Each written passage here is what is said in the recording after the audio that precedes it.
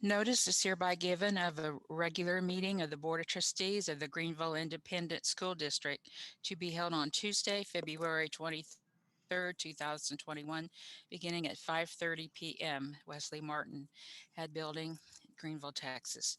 Due to health and safety concerns related to COVID, this meeting will be conducted by video conference or telephone call and in person. At least a quorum of the board will be participant. No, actually, tonight everybody is here in person. A quorum is established and everyone is present in person. Members of the public may access this meeting by watching on YouTube live as https www.greenvilleisd.com/live. Members of the public who desire to address the board regarding an item on this agenda or non-agenda items must send their full name, address, and comments to comments@greenvilleisd.com. These comments will be read during the public comments section of the meeting. The open portion of this meeting will be recorded and made available to the public on request. The subjects to be discussed or considered or upon which any formal action may be taken are listed below. Items do not have to be taken in the same order as shown on this meeting notice. Okay, and it is 5:33 and we are first we'll have the call to order. And well, actually, we've just had the call to order. Um, Now we will have an invocation given by Pastor Candace Womack from United Presbyterian Church, and that will be followed by Mrs. Jarvis and Mrs. Francois's class at Travis Elementary and the sixth grade center. Okay, so let us stand for the invocation. Join me in prayer. God of all that we see and all that we don't see, you are gracious and loving beyond measure. We ask for your loving kindness to be with us in the midst of tough circumstances. In this difficult week, in the middle of a difficult year, we ask for your mercy. Be present with us. By your Spirit, may we continue to rise up to the circumstances before us. May our leaders lead well and our teachers teach with love. May our students find schools to be a safe place for them. Lord, I ask that you bless the board members, leaders, teachers, and parents who are present at this meeting tonight.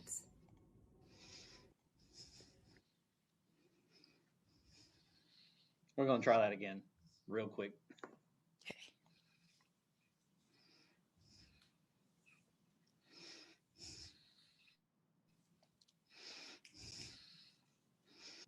God of all that we see and all that we don't see, you are gracious and loving beyond measure. We ask for your loving kindness to be with us in the midst of tough circumstances. In this difficult week, in the middle of a difficult year, we ask for your mercy. Be present with us. By your Spirit, may we continue to rise up to the circumstances before us. May our leaders lead well and our teachers teach with love. May our students find schools to be a safe place for them. Lord, I ask that you bless the board members, leaders, teachers, and parents who are present at this meeting tonight. May their hearts find comfort and guidance in your presence, in your promise to be with us. May we remember that you are with us. In your holy name we pray. Amen. Amen. Thank you. Join me in. Okay. Mrs. Jarvis's and Miss Francois' class. Pledge Allegiance to the flag, United States of America, and to the republic for which it stands, one nation, under God, indivisible, with liberty and justice for all. Thank you. Thank you, kids.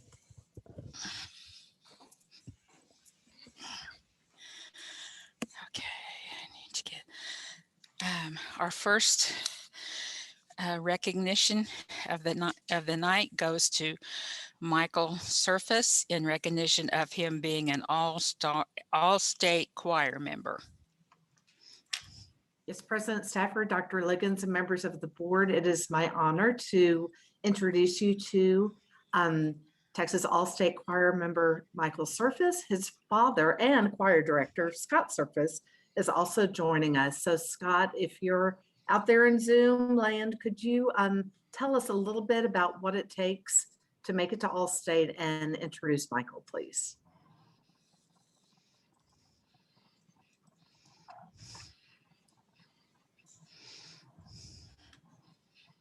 Let's see if I see him.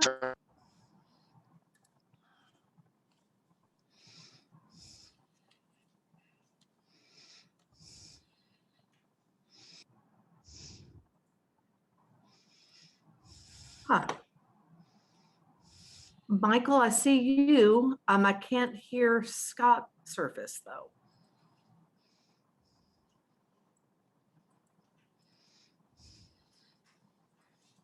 So Michael, could you see if you could unmute and speak for a minute and tell us about what it took to get to All-State and sort of what your plans are? Can you hear me? Yes. Yes, we can. Basically, preparing for All-State is just you find out the music before summer. So like before the school year ends. And then I basically just listened to it on YouTube and found recordings. And then come fall is whenever they start sending you tracks, and you basically just work on the music and listen to it, and just that's pretty much it. You just work on the music and listen to it, and then just make sure you're prepared for the day that you send in your recording this year. Thank you, Michael. And anyone who's had the pleasure of hearing this young man sing knows that it takes a lot of work. He makes it sound a little easier than it is. It takes a lot of work and discipline, and we're very proud of you. Mm-hmm. So join me in giving him a round of applause. Thank you. All right, and our next recognition goes to Texas All-State Band member Angel Gonzalez, and his band director Jennifer Beck is here to join us. Jennifer, if you could tell us a little bit about the band program and about Angel Gonzalez, please. Sure. So Angel is currently a junior tuba player, and he is the first Greenville High School band member to make All-State since 2009. He made area last year as a sophomore, and he was close to making state. And this year he made it to the top. Tens of thousands of students all over Texas audition at the beginning of, or I guess towards the end of the fall semester, and a very small amount of them, get to the All-State level. So we hope that other students see what hard work and dedication can do. So we hope that Angel is a huge motivator to the younger students. Like Michael was saying earlier, students get this music in the summer, and they work on the same 3 pieces of music for about 6 months. So to hang in there and play the same thing over and over again can be very draining, but clearly it's just, it led to something great. And there's a new challenge this year with how to audition. And since, with COVID, students couldn't go audition live. So Mr. Abascato is also online. He is our band director who works with low brass students and who recorded students. So if you'd like him to say a few words about how the audition process was different this year, that was a whole new challenge itself. So he's online if you want to hear from him. That would be great. Hi, this is Mr. Abascato. Just talk about some of the differences between this year and in years prior. Some of the challenges we had this year were obviously technological as well as emotional this year. In the usual all-state audition process here, students would travel to different schools and they would audition for a blind panel of various area directors, including all GISD band staff. They usually have one shot at doing that, and they record for the panel, and then they usually find out that day. This year, it was very different, obviously, because of the challenges presented by COVID and not being able to gather as many students in a different school as we normally would. This year, we recorded for all of that. We recorded every audition in the auditorium over the course of several hours, over several days. And for each student that went further and further in the process, we had to record those same pieces of music again. And each time, every time we did that, Angel kept up with that whole process. Now, part of that deal where I said there was also technological issues, obviously because of the recording, the emotional issues we had with this one really stems from the fact that our biggest critics are going to be ourselves when we perform. Any artist or musician knows that, and Angel was no different from that. But again, he hung out through it and did the entire thing with a level of professionalism that obviously not many people have, and it's a great honor that he was able to get this far. Doesn't matter if it's a COVID year like we're experiencing or any other year. And we're really proud of the fact that Angel made it, obviously to the All-State through the All-State process, made it to the All-State band, and we're proud of all our kids that hung in as far as they went. Great. And I think Angel is joining us. Angel, would you like to tell us a little bit about what this means to you? Yes, this means a lot to me. I really never thought that I would ever get to this level, but I would really like to thank the community for being so supportive, because so many people have came up to me and they've said that what the band is doing is wonderful, and just I feel like the honor of being an all-stater was a direct result of that, because without the support, I don't think I would have gone that much farther. Very good. Well, we are so proud of you, and thank you, band directors, for telling us about what it took, even more than any other year. Thank you for supporting our kids the way you do. Will the kids get to play in an actual concert or a choir concert, or will that have been sidelined too because of COVID? As far as all states concerts, that is scheduled for sometime in June, and that's literally all that we know. They just said all-state clinic and concert is beginning of June. And I've gotten no specific dates or anything as far as location either. Well, Yeah, as far Austin. as we know, it could either be an in-person situation. It could be something they do virtual where they have everyone record and combine their tracks. It could be anything like that. We just don't know at this point. Okay. Mm. Okay. Well, I hope they get to perform live, because there's nothing like that experience when you're in with the kids that are performing at the same level you are. That's a wonderful experience.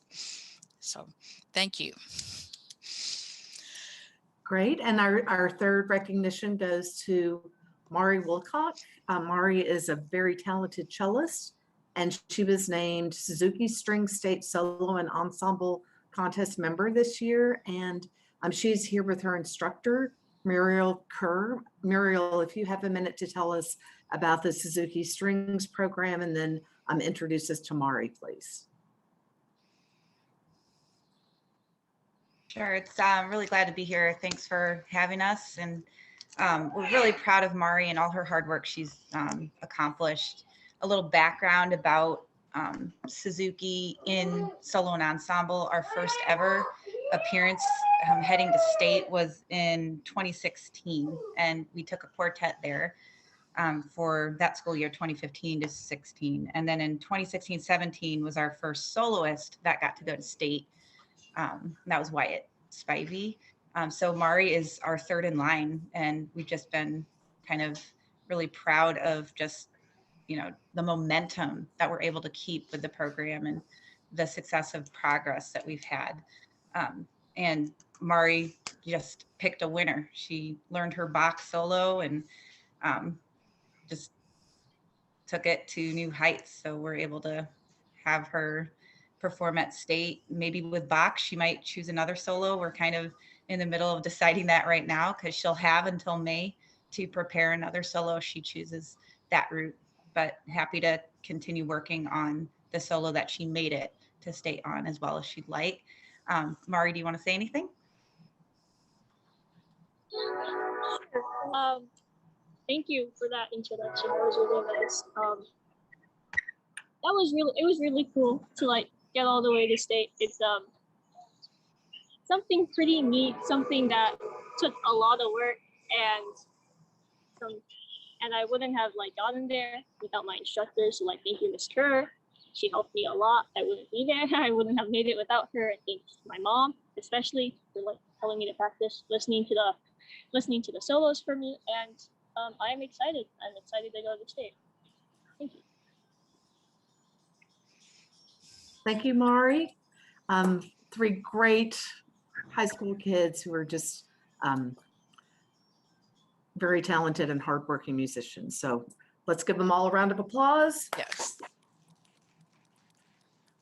And next up is our February Hero of Hope.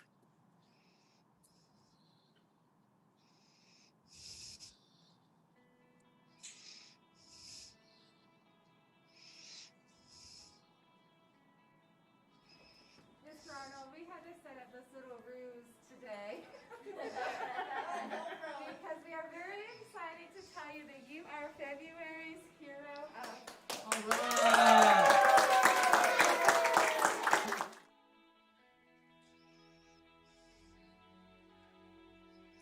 To be honest with you, I do not know. I guess they chose me this month because I have transitioned out of one position and took over a class in the middle of the year. Mr. Arnold is a true hero of hope for not only T6 but GISD, because he is truly called to be an educator. Each and every day, his job was to fill in the gaps where subs weren't present. So he had taught and been the teacher in most classrooms here at T6. And so when it was time to step up to the plate as a 6th grade science teacher, it has been a seamless transition, and it's because it was what he did every day last semester that prepared him for that job. Mr. Arnold is definitely willing to do whatever it takes to be a team player. And anything that was asked of him, he always did it with a positive attitude and a willingness and an eagerness to stay busy and help the team. He always has a smile on his face. He's got a great sense of humor. And even in this crazy time that we're going through and him taking on a new position, he has done it with grace, with maturity, with just wanting to do the best job he can, and not afraid to ask if he needs help. And again, with that smile on his face and a little pep in his step, he's everything we could ever want.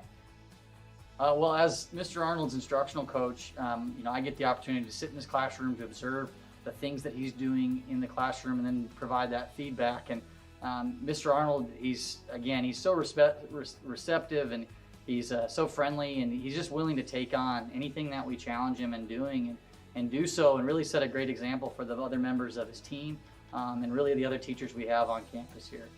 He's one to be one-on-one, and I think that's where some of his previous experience of an aide serves him well, is how to target each student and give that student the individualized support that they need. He does everything that we ask him to do with a smile on his face, and the kids really respond to that. He inspires them to work their absolute best. Mr. Arnold's taught me how to ask for help. So basically, if we ask for help, he will tell us and teach us how to do it. And if we don't understand one way, he'll try to teach us another way. And what I like about Mr. Arnold is he's always nice to me. his students, and if we're ever having trouble, like learning, that he will teach us step by step. I was online and I'm really happy to be in his class. I think I want to be in there for the whole year.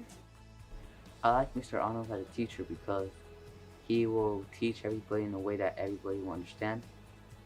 Not only would I like to thank those who nominated me, I have to thank my coworkers because this would not be working if it was not for them. This really is a team effort here.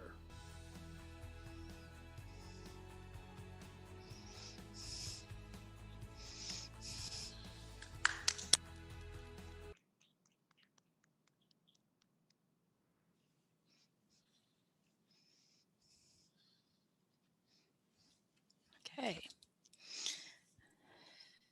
Congratulations to all those people that were recognized. And if I could tell Mari, do not pick another piece. Keep working on the one that you already have. Just polish it.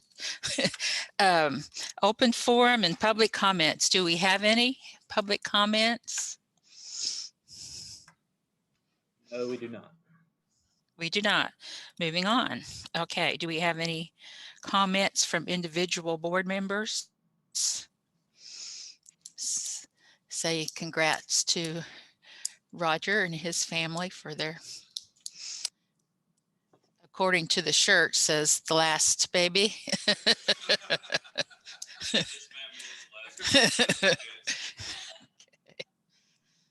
Okay. Okay. Reports, the superintendent's report. Yes, ma'am. Thank you. I have a fairly short report. We'll start with this month. We're actually celebrating Career Technical Education Month, and we spotlighted and highlighted our cosmetology program earlier. This is the first year for cosmetology, and it is really off to a great start even during this unusual year. And the young ladies and I think young man that's enrolled in these courses are really having life transforming experiences. So really excited about that one and all of our programs that we offer for CTE. Moving on, another CTE community partner, actually Easy Oil and Lube Center, donated a surplus of products to our automotive technology department. And so just would like to recognize them and thank them for their support and relationships with GISD and our CTE programs. Our JRTC got out in the cold actually Saturday between the ice storm and the snowstorm, and continued with their community service and did some trash up around Travis Travis 6th Grade Center. So I'd like to recognize them for continuing to keep Greenville beautiful. And art around town for Greenville ISD. This is something new we're starting this year. It'll actually be next month. There will be businesses throughout town that will display student artwork. They'll have a little yard sign that shows that they are displaying the artwork for the month. It's a great partnership just to get our community involved in seeing a lot of the fine arts things and the talents of our students, but also a way for our town who really embraces the arts, an opportunity to partner with businesses that could possibly solicit business that they normally wouldn't have from people coming in to see the artwork of our students. So that's something really exciting. Athletics, we're continuing with several seasons: soccer, softball, baseball, powerlifting, track, tennis, and golf. Many of our games, especially our basketball games, have been, due to the weather and due to some of the conditions of our athletic facilities, which you'll hear in a later report, have been postponed, as well as will be played in other districts and areas to where they're more able to do so. And finally, just really want to acknowledge and affirm our custodial maintenance and grounds crew. They have worked tirelessly throughout the weekend and the latter part of last week and the early part of this week, really preparing our schools to open and making sure that we're ready to welcome students and teachers back tomorrow morning. So just really wanted to acknowledge them because they went above and beyond to make sure that the rest of us could return to a safe environment. So that concludes my report for this month. So middle school is fine for tomorrow? It is, yes. Good. So yeah, I'll give an update on that in his presentation in a bit. Okay. School district operation during COVID? Yes. I have some good news actually about COVID, mostly because we were out of school for 13 straight days, which is the quarantine period. And so we actually have the lowest we've had since the beginning of the school year. We're currently at only 3.2% on quarantine. That's 14 people, adults, which is 1.8% of our employees, and our students are at 1.39 of our students. The current cases we have for staff are 5, and the current active student cases we have are 13. And as far as Hunt County in general, we have a population in our county of 92,152 approximately. And for the vaccine, we're currently 6,726 people have received their first dosage, which is 7.3% of the population. And for the entire county who's fully vaccinated, it's 3.97, almost 4%. So not nearly as high as we would like it to be, but definitely glad to see that those are happening. Some of the people that have been vaccinated due to various reasons are our staff. There's something later on in the agenda that we'll talk about, possibly a way you can advocate to have our staff expedited. But as it stands, we're about at 4% of our vaccination. So hoping students will return to school and continue to stay well along with our staff as well. But we are feeling good about where we are with our numbers. They're the best they've been thus far. Good. Oh, maybe the ice was good for something. Okay. Yes. Okay. Teacher input to school board.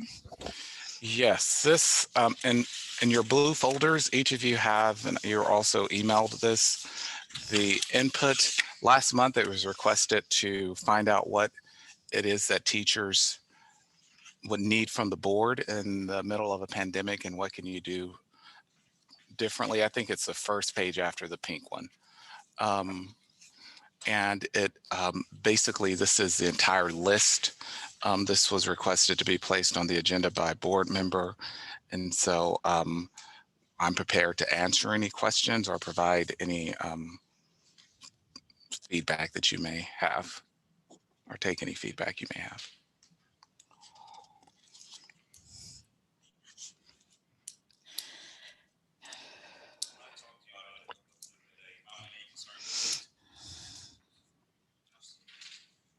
Yeah, you're still on mute. Are you plugged in?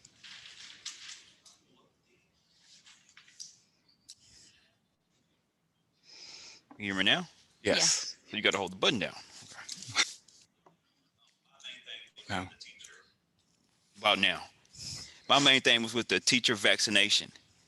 That was my main issue with that right there. It seems like a major concern because teachers are just as important as first responders out here. They need the shot too. How do you expect them us to tell them to come to work every day and then they go out here being treated like they're second class to a doctor when they need the shot just like everybody else. Yeah, that was mentioned a couple of times in the teacher feedback form. And that is something, again, there's a resolution on the agenda tonight that you guys will have an opportunity to respond to that.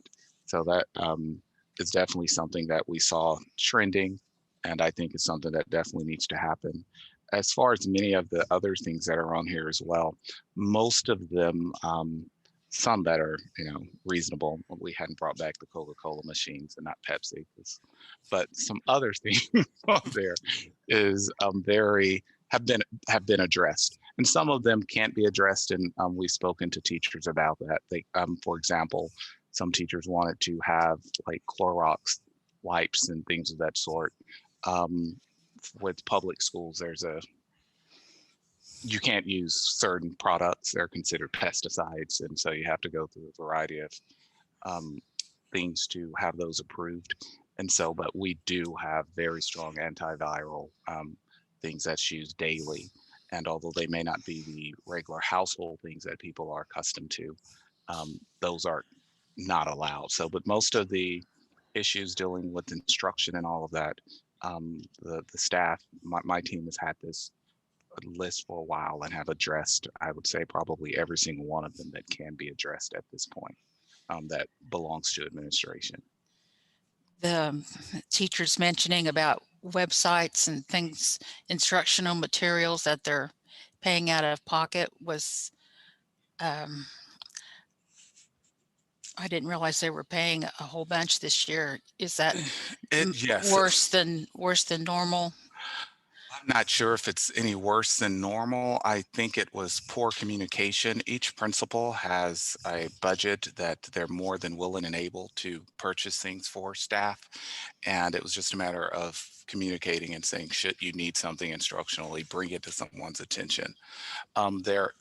We do not encourage teacher pay teacher, which was something that it's a website out there where teachers can request from. It's kind of like what am I liking it to, the where people collect money when someone dies, or I forget the name of that program, but it's based GoFundMe. Yeah. Thank you. But there's a teacher pay teacher. So if a teacher has an idea that they'd like to get something, they put it out there and other teachers donate to it. And that we found to be somewhat troublesome because it's a national system. Texas, as you guys know, are unique. We are not on Common Core. And so most of the things on there are Common Core. And so it's not aligned with our curriculum. But our principals, and you guys give a very generous amount of supply funding to principals each year. And so not one principal have exhausted their instructional supply fund yet. So there still are funds, and it's just a matter of communicating with teachers to let their department heads know, let their principals know, and campus administrators, and in some instances for district-wide sweeping things to let the curriculum team know. Sharon Booth is leading the curriculum team. And so a lot of these things obviously are licenses that they mentioned that we've looked into having for next school year. And the big one on here that I heard a lot about was the interventionist, and bringing those folks back on campus. And that will definitely be brought to you in the budgeting process this spring to bring those positions in, which will I think will be needed more than ever, considering the impact of COVID. And so. Okay. Next, we have the receipt and first reading of DBA local policy. Yes, ma'am. For this portion, I'd like to call Dr. Anderson, please. All right, President Stafford, Dr. Liggins, board members. This evening, I'm bringing before you DBA local. This is the first reading of this particular policy. Is something that's recommended by our HR department to address some concerns that they have. So we'll look at the overviews of this policy. There are two main areas that this policy will address in changing it. One is, and a section has been added called required credentials. And then the second is in addition to a section called updating credentials. So our current policy does not clearly define what the required credentials are for new employees. and it does not specify when it talks about updating current employees' credentials, the phrase degree conferred transcripts.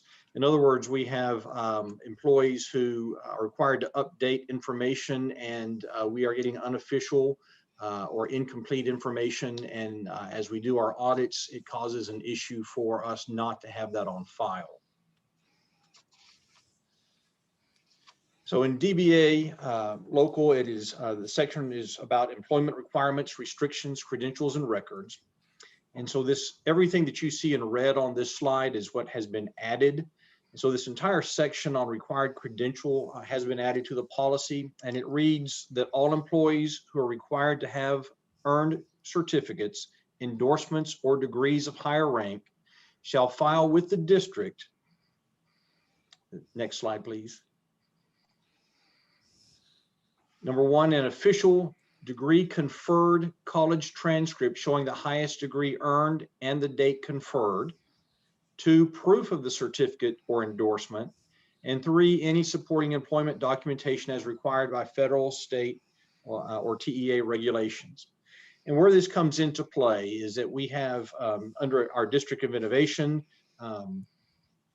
the ability for teachers to come in and teach who may not fall under a traditional teaching role. For instance, a cosmetology teacher or a teacher of auto mechanics who may have the background, they may or may not have certain degree information, but the state has allowed us to give them an endorsement or certification to be able to do their job. But we have to have all of that on record for audits and to make sure that we have people in the right position who are actually certified as the state has allowed us to have those waivers. And so we want to make sure that they have that official degree conferred transcript if that's what's necessary, or that certificate or that endorsement. And then anything else that the federal or state would require us to have to be able to show that that teacher is in compliance. The next slide, please. Now that first section was for those that are new employees. This is for current employees, often who either go and seek a higher degree or who have additional certification added either through testing or through college classes. And so with that, we want to make sure that they too have everything that they need. So we've actually added the phrase in the first requirement, instead of just official college transcript, an official degree conferred college transcript. We want to make sure that it's complete, that it's not an unofficial copy. We want to make sure that it actually shows that degree on that copy so that it's complete when it's on file. And then we've added number 3, any supporting employment documentation as required by federal, state law, or TEA regulations. Again, things change from time to time, and we may have to have certain documentation on file to meet requirements under the law. And when that happens, we need to make sure that our policy clearly shows that those teachers are required to supply that information to HR. And in doing some audits recently, they found that some files were incomplete, and they wanted to make sure that we had everything in there the way that it needed to be. All right. So are there any questions over that policy update?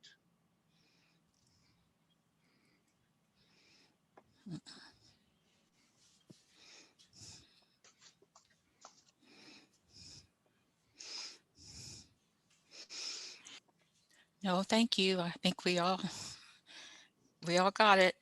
Okay. Unfortunately, I'm still around for a little bit. So Yeah. The next one is the TASB Update 116. This is the first reading of that. Fortunately, this is a minor update, some clarification.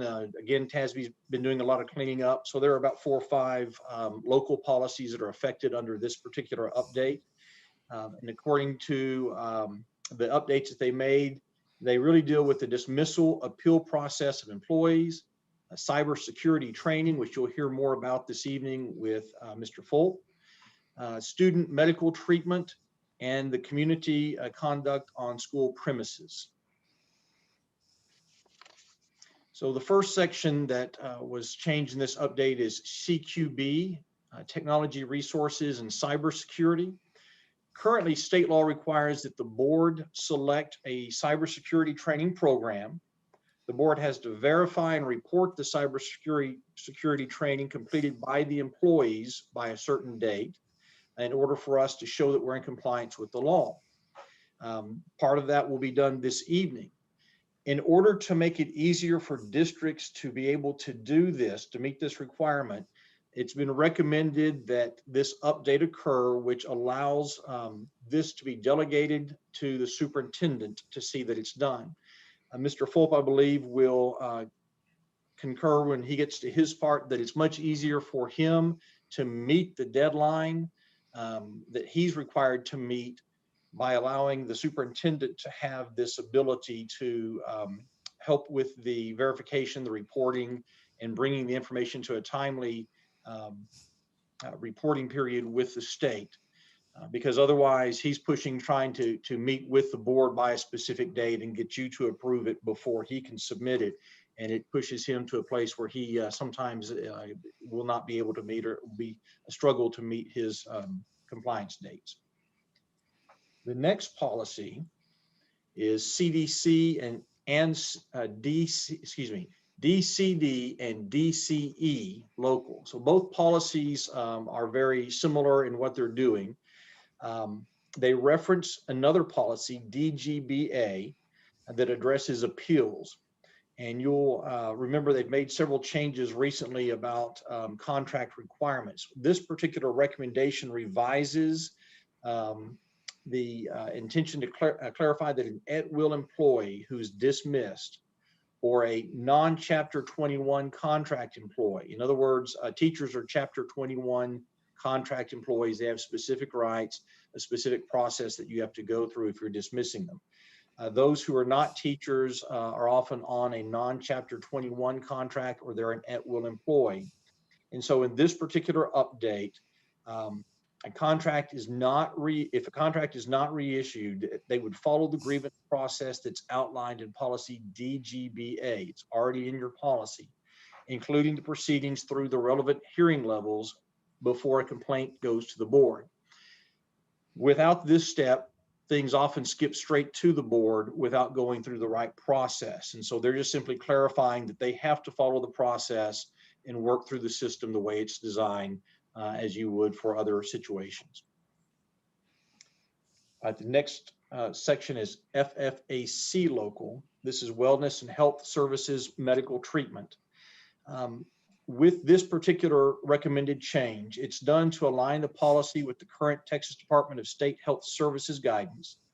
And it includes only board level decisions that should be reflected in policy. Again, TASB's been taking out many things that are administrative duties that have been in policy, and now putting them back into administrative regulations. And they're only including things in policy that are board level decisions. And one of the things that it does is it removes a provision in order to make it more appropriate for the district's administrative team to be able to conduct. And you'll see on the next slide where we talk about that. And that is that removal of the policy and inclusion in the regulations concerning how the district responds when a student becomes ill, what steps to take when a student is involved in an accident, and the requirements for administering medication provided by parents. So this is something that our district nurse works with her nurses on procedures, works with the campuses on how things are supposed to be done when a student's ill, when they're involved in an accident, or when they have to take those medications. So it will no longer be spelled out in district policy, but instead it will be put into district administrative procedures or regulations, or in campus handbooks in places that are more appropriate than being in board policy. And then the final change under this update is GKA, Community Relations and Conduct on School Premises. In this particular revision, you'll recall that we a few months back talked about some changes that TASB was making and the legislature made in dealing with people who are on school campus without permission, or who may have an issue in which they were kicked off of the school campus, and they have a a grievance process that they can follow. And in the policy, it talked about 90 days, but it didn't clarify if that was 90 calendar days, 90 business days, 90 school days. And so they've made that clarification now and said that in order for a person to file the grievance and be able to go before the board, that the board would have 90 calendar days to address that person's complaint about why they were removed from campus and whether or not the district would uphold that removal. So when they file that grievance, it's 90 calendar days, not school days. Those are the updates for update 116. Do you have any questions regarding those changes?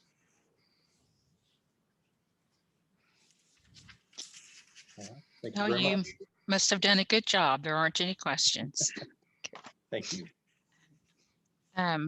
Finance strategic plan update.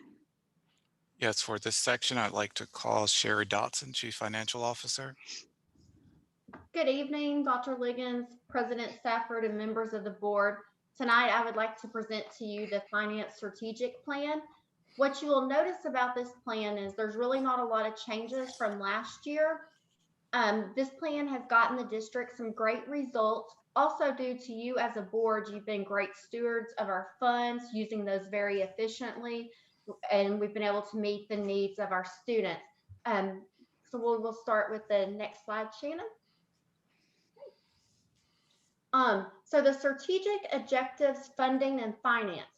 All stakeholders will optimize in resources and maximize the expenditures to ensure that the students are successful at all individual student levels. Develop a strategic financial plan to guide the district through anticipated future growth.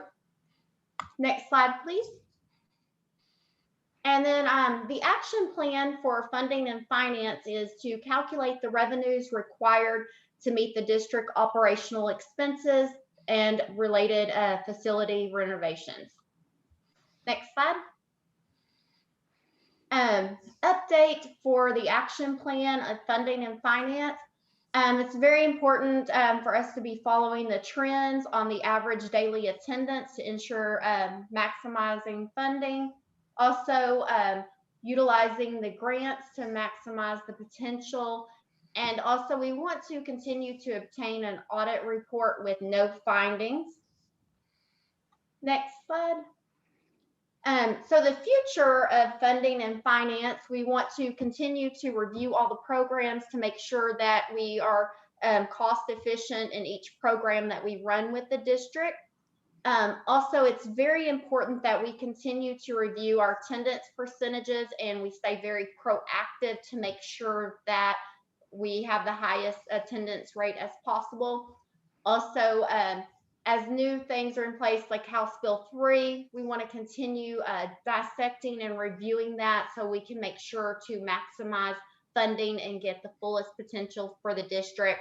And also, we want to make sure that we are planning and preparing for future bond programs if needed. And that is all I have for you on that plan. Does anyone have any questions? I would like to reiterate or let the board know we have this year throughout the state, obviously attendance is down as well as enrollment. And the state has so far have a hold harmless in place for the first semester. There's lots of advocates to extend that to this semester as well for the entire year. And basically what that means, because we're about 200 kids short this year than normal. And so basically what that means is if our attendance and enrollment is less this year, which it is all over the state, they would fund us on last year. So the better of the two due to the pandemic. So far that's been very beneficial to us for the home harmless for the first semester. We're not sure how that's going to work for the second semester. I think I read an article today that the legislature thinks that if they do hold harmless further, that districts won't try to find their kids, which is rather insulting in my opinion. I mean, but so I think that's that's the argument. Some legislatures have said, well, we're going to hold off because we don't want to tell them, and they just say, well, we'll just not try to find them. Also, there is a bill currently in the House that's gotten quite a bit of attention that would change funding from attendance to enrollment, which would be very beneficial. It would cost the state considerably more because now on average, the state only funds about 95% enrollment because you have about 5% absenteeism, and so those kids aren't funded. But in reality, it makes a lot more sense because kids who are absent and truant cost more money actually to educate. But in our current funding scenario, they actually receive less funding because they weren't here. And so, but that is something, and Sherry Dotson does a great job of really paying close attention to our attendance on a regular basis. And you guys do a great job of planning very conservatively. So even with the enrollment down this year, we've been, I think at one point in the year, it was we had one student extra, but we were still within line to not have gone into the red. And so it's, that's been very good because we try to do so conservatively. So what has our attendance looked like? Like I mean, everybody's online. Or, I mean, if you're not online, you're in class. I mean, have you had a lot of absences? It depends on the day. We've had to really find a fine balance between, and I was having a meeting earlier talking about this, a balance between holding kids and families accountable for attendance, but also having grace and being human and understanding. Like the last couple of days, a lot of people had left their homes to go stay with relatives and all of that due to the weather issues. So yesterday we had a lot of kids that were like, my battery's going dead and I forgot my charger at my aunt's house who I was with. And so really working with our teachers to give them the flexibility to use their common sense and to say, well, I know this person is here. I may have to call them and tell them to do this since they can't necessarily log on. A lot of people, as a result of the electricity, a lot of folks' internet was down as well. And so, so really having some grace, but on average, we've been about what we've expected. Like I said, we've been like one student within that scenario. Our attendance on, I think so far, Sherry, correct me, is hovering around 95% right now. Yes, that's right. And I looked at the exact numbers today. So with the first, second, and third 6 weeks, we actually currently our ADA is 4,854 students. So not bad at all. And what did we fund for? 4,000? We funded for 4,800. So. Okay.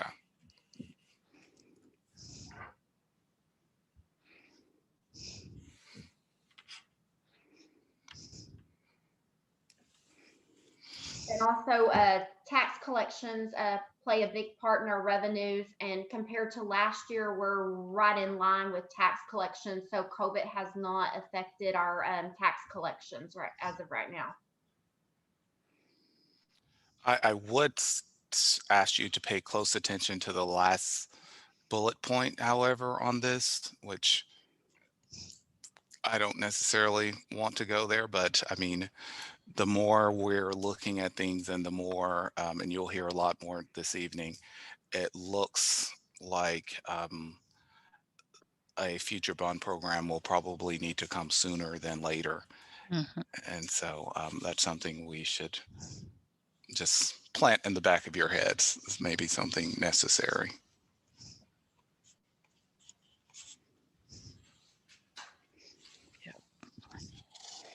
Okay. The budget calendar. Stotson will continue with that as well.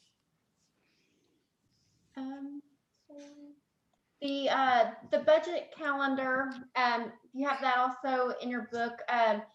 That is just kind of an outline so that we can stay on track with the budget. It's going to run very similar to last year. And also it stays in compliance with us meeting all the deadlines that we need. Some of these things are flexible if we needed to be a little flexible here and there.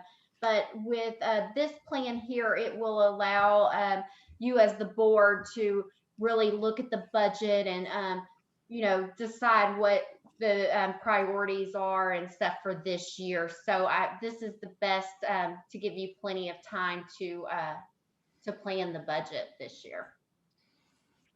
And the orange, brownish, whatever color that is, that's the board's involvement. And those are important dates for, and some called board meetings actually.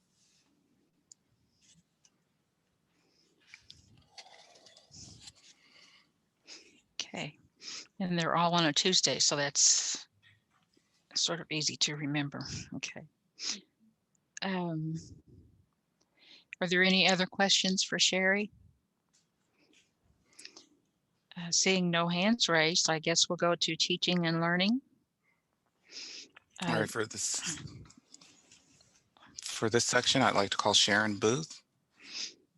Thank you. President Stafford, Superintendent Liggins, members of the board. This is the time of year normally we start talking about the next year's calendar. And as you are well aware, last year we did approve both the 2021 and the 21-22 calendars last year. They do align with Parents Junior College. So we're not anticipating this calendar to change at all. However, in your board book, I did put, we're going to be cautiously optimistic that the commissioner might grant us some days virtual like they did this year, because the teachers really, really appreciated the fact that you agreed to let us have those 2,100 minutes to plan. And as you know, this semester we planned it for every 2 weeks. And again, they were very appreciative of it. So in your board book, I put together just a what if the commissioner allowed us to do 2,100 minutes in first semester and second semester. The days are in green. It says draft across it. And so I just wanted to put that in front of you as maybe an optimistic wish that the commissioner would give that to us so you guys could look at it prior to me having the opportunity to bring it to you in the future. Okay.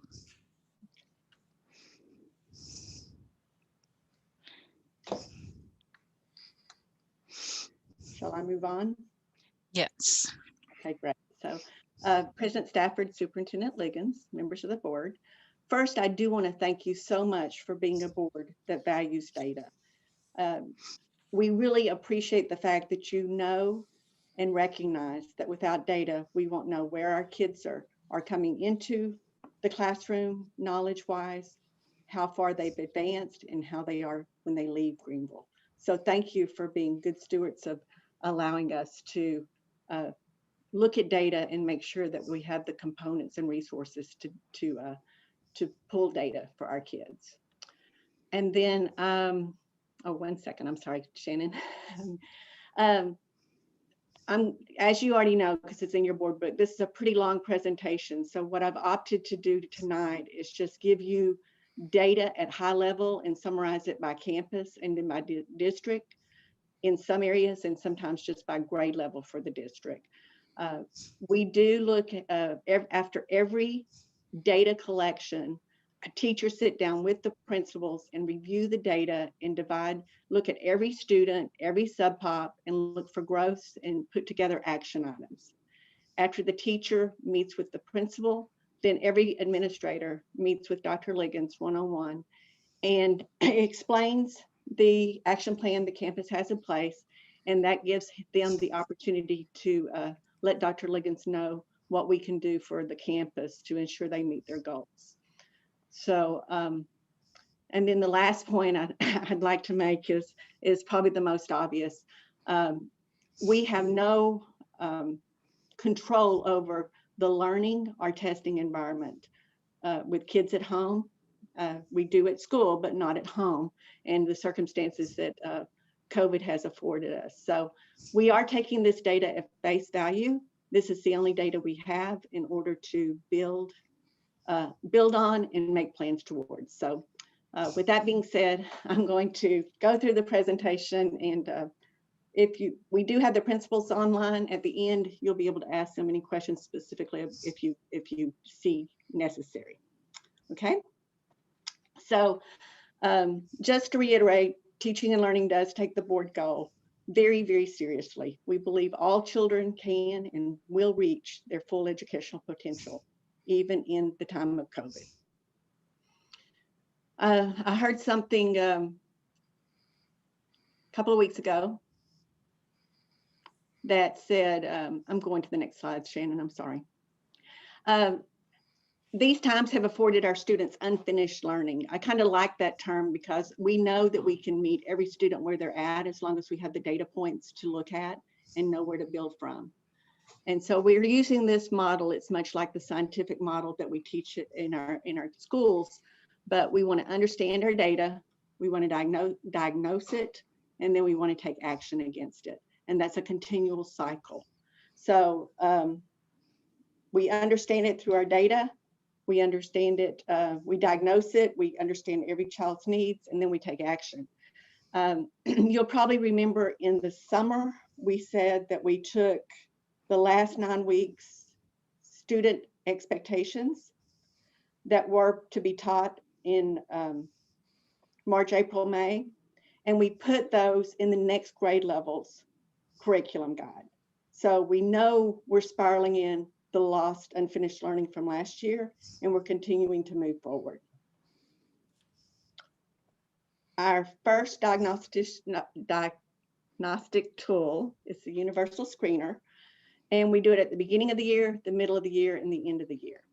And a universal screener screens every child with no modifications. And it's just to give us a level playing ground for each of our students to see where they're at in both math and in reading.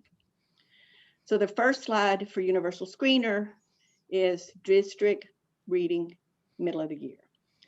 So I want to just point out, and I'll just do this on the first of every slide, but for this one, you see at the bottom, it's kinder through 8th, and that's who we do the universal screener with.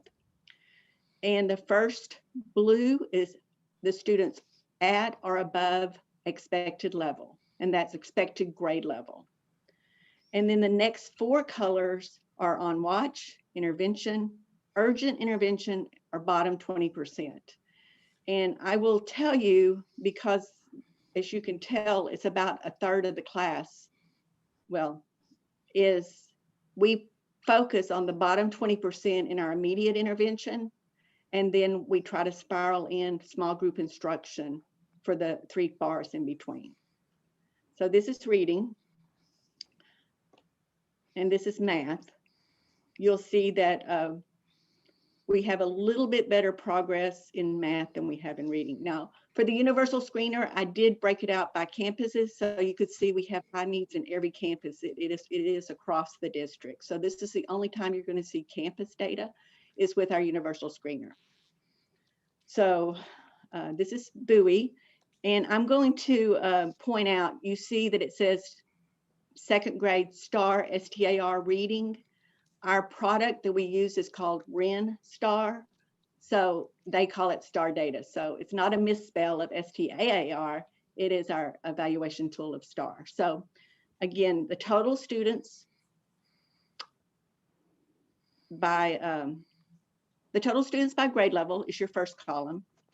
And then again, if you'll notice, at, above, on watch, intervention, urgent intervention, and bottom 20% is about 2/3 of our students are in need of additional instruction for, well, this is at Bowie, and you're going to see similar situations throughout. So the next slide shows you Spanish.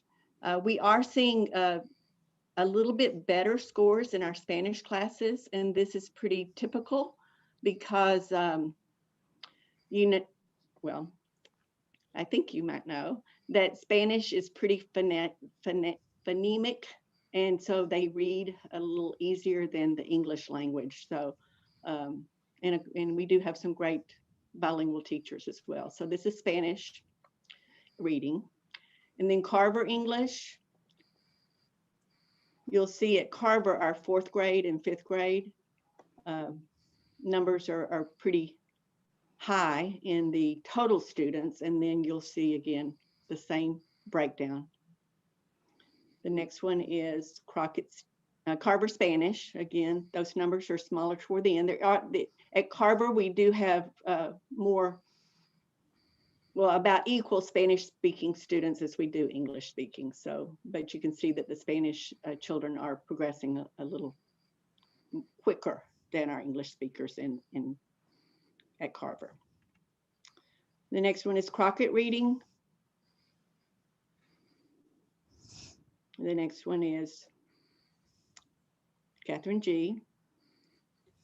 And then Lamar. And then T6.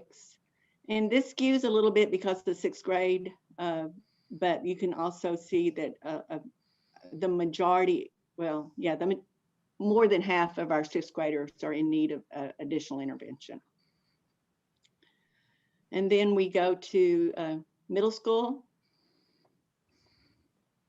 and that's reading, and then we're going into math.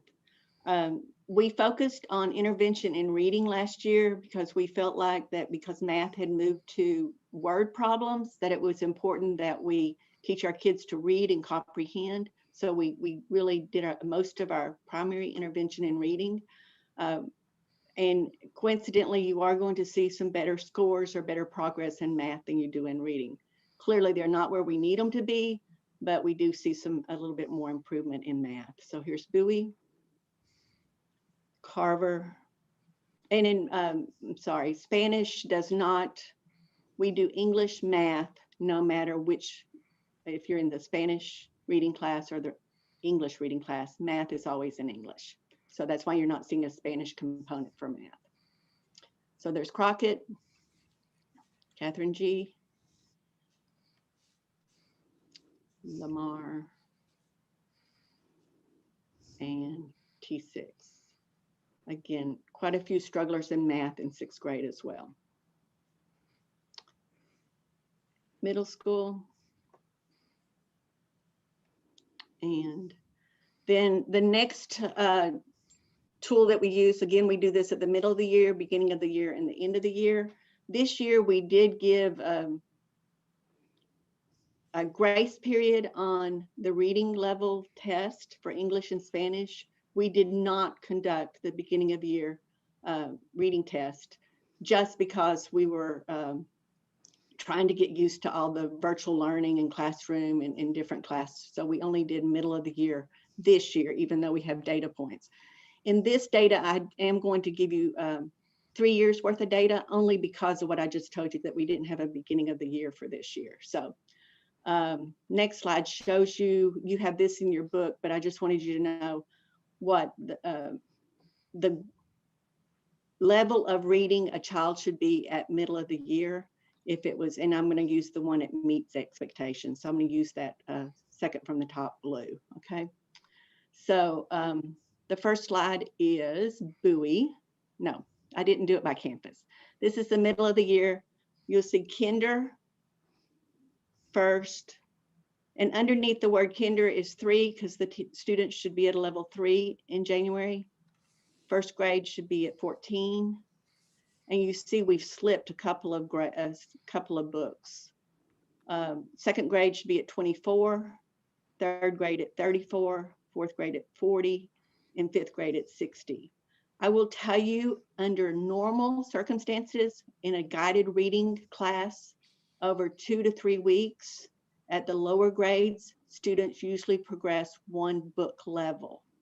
But because of the inconsistency, we're not seeing that quick of growth that we saw last year with the data.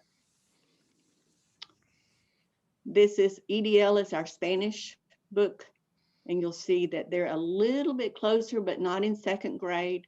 They did exceed in, I will tell you, third grade EDL, they had till last Friday to turn in their DRAs, and we closed down. So they were not able to get me the data, but I will follow up and get you the data for third grade EDL from Bowie and from Carver.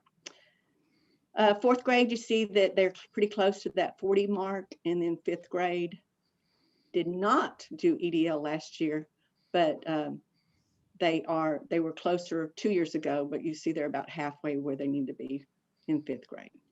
Again, I attribute that to the guided reading process. It should happen every single day, 15 to 20 minutes. Isn't happen as frequently because if kids are at home or at school, they're not always in that small group environment. The next tool I'd like to show you is right across Greenville. We started this program when Dr. Liggins came, and so I have 3 years on this as well, and this is middle of the year. The first slide just shows you what you have in your book. You have we use rubrics to grade students, so we don't say, oh, I really like this story, I think I'm going to give them a 4. Instead, we look at a rubric and make sure that they have all the writing conventions that's required to be successful in STAR writing. And of course, we want every student to leave Greenville good writers, so that's why we're doing it at all grade levels. So this is kinder, middle of the year. You see the key is blue 2018, red 19, and black is 2020. So we stayed pretty flat or improved in kindergarten. I will tell you, percent score is the average grade made on the test. So it's not a STAR definition. So again, percent score is the average grade made on the test. Satisfactory is a 70 and advanced is a 90. So, so that'll give you terminology for non-STAR or EOC test, okay? Here's first grade. Again, stayed really pretty flat for writing. So our first grade teachers has kind of got the routine down and students are making progress. Second grade, we saw a kind of a flattening of the percent score, but a decrease in the satisfactory, and then the advanced kind of stayed the same. Third grade, you're going to see about the same picture. We made a little bit of increase in the percent score, but and then in the satisfactory, we went up like 8 points. So we made some increase in third grade. And then in fourth grade, you'll remember that fourth grade is the year that we do have the writing test. And we saw a decrease in the percent score, and in the satisfactory, we saw a little bit of increase.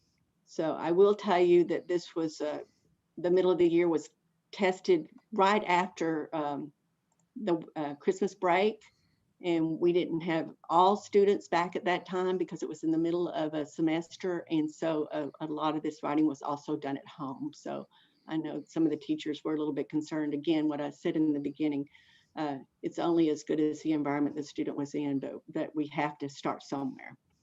And then fifth grade, we saw some increase here. Sixth grade,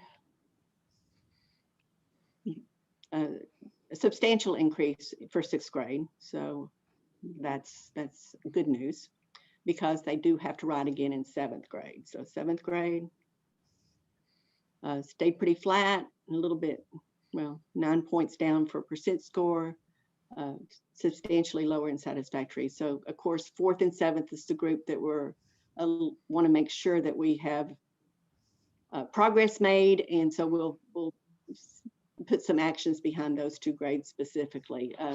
Last year we had planned a writing camp, and was not able to do it because we closed down in March, but the year before that we had a writing camp, and it really did show some great improvement in writing scores. So we will, if we're able to do that this year, we will be doing that. And then eighth grade, again, pretty flat, some improvement in satisfactory. And then ninth grade, well, ELA 1, in our ELA writing and in our summative scores, you're going to see that it stayed pretty flat. We don't have all the same teachers there, so we're really looking into that to find out the why behind that, because we should be seeing some movement in those scores. So we'll talk about that toward the end. And then ELA 2, we are seeing improvement there in assessments, not in writing, but and then what's next? ELA 3, again, not the growth we've anticipated. And 3AP, that advanced class is showing progress. So again, we need to look at what that teacher's doing to having, because we still had the same hybrid model for all students at high school. So, and then we have ELA 4 AP, and that stayed pretty flat, but still, you know, at a measurement that we can exit our kids to college with. And then we have our summative data. So what we did for summative, 2 points to point out. First 9 weeks and second 9 weeks do not have the same student expectations. So we're not comparing first 9 weeks to second 9 weeks because it's not the same student expectations being tested. So what we did, we used the same assessment last year as we used this year. So we are comparing not the same kids, but the same test from first 9 weeks and second 9 weeks. Okay, so let's see. This is,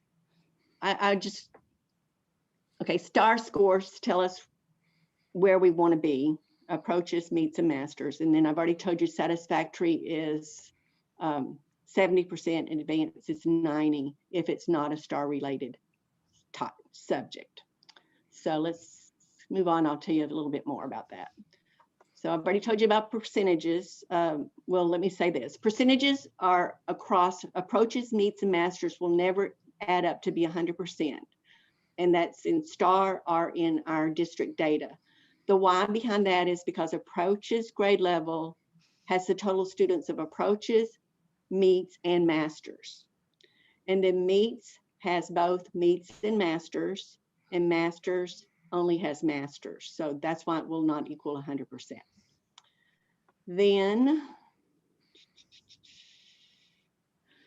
TEA defines approaches that the student is likely to succeed the next grade level, but has to have targeted intervention. They don't have all the skill sets they need to go to the next grade level, but as long as they have targeted intervention, that's what approaches is. Meets is exactly what it says. They're an indicator that the student has learned most of the grade level content and can think critically enough to go on to the next grade level. And then masters is they're able to apply their grade level content across all settings, both familiar and unfamiliar.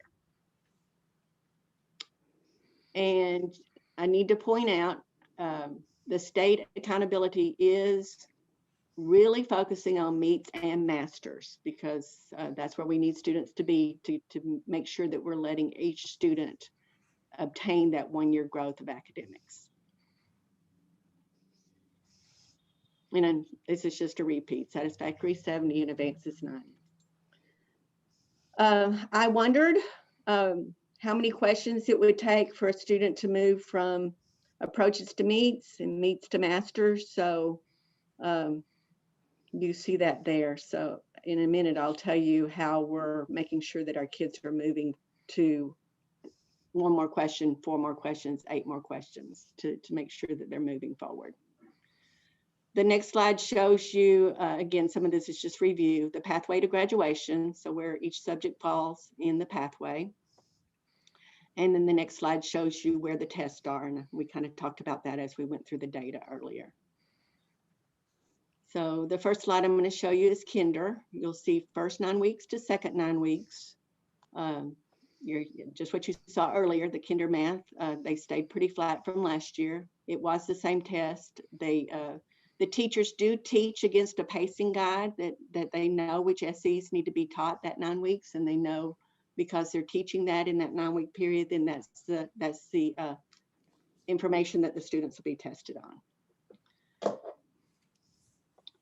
Kinder reading in English, you see that We decreased in our advanced and our satisfactory in first 9 weeks, but in second 9 weeks, we were either flat or we did better than the second 9 weeks last year. First grade, or I think we're going to see Kinder Spanish.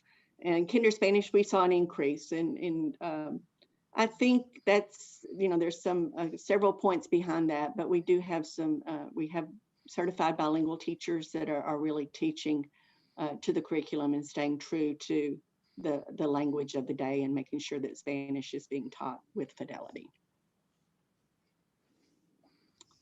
First grade math, we first 9 weeks we saw it pretty flat, and second 9 weeks we saw exactly the same thing. First grade reading, this is in English.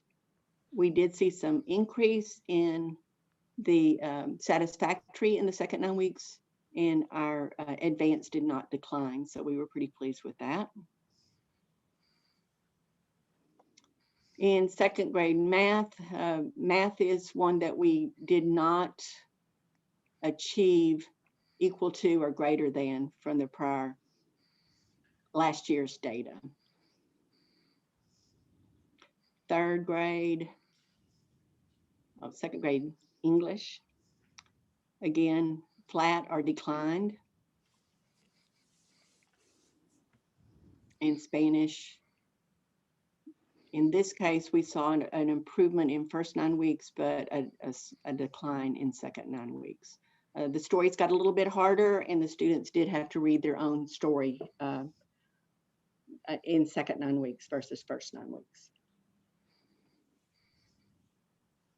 Science, we do think it's important that we focus on the science grades because it sprawls up to that 5th grade science. So the 5th grade teacher doesn't have to teach every content in 5th grade. This allows them to, teachers will support them throughout each grade level. Then they can review and reteach anything that needs to be taught in 5th grade. Second grade science, Spanish. Again, in science, we have a lot of English Spanish words that sound similar. So our Spanish speaking students find it easier to translate the language in science in their Spanish language. So you see an increase there. Third grade math, again, we're seeing a decline in both first 9 weeks and second. Third grade reading, the first 9 weeks was pretty much of a review, so it stayed pretty flat. And then if you'll notice at the bottom of this one, I did put what the score has to be to pass. To approaches, it has to be 53%. For STAR, for meets, it has to be 76%. And for masters, it's 85%. So at the middle of the year, you see that we're pretty close to that approaches, but we've definitely got ground that we need to gain. Third grade reading, Spanish, we see a decrease there. Science.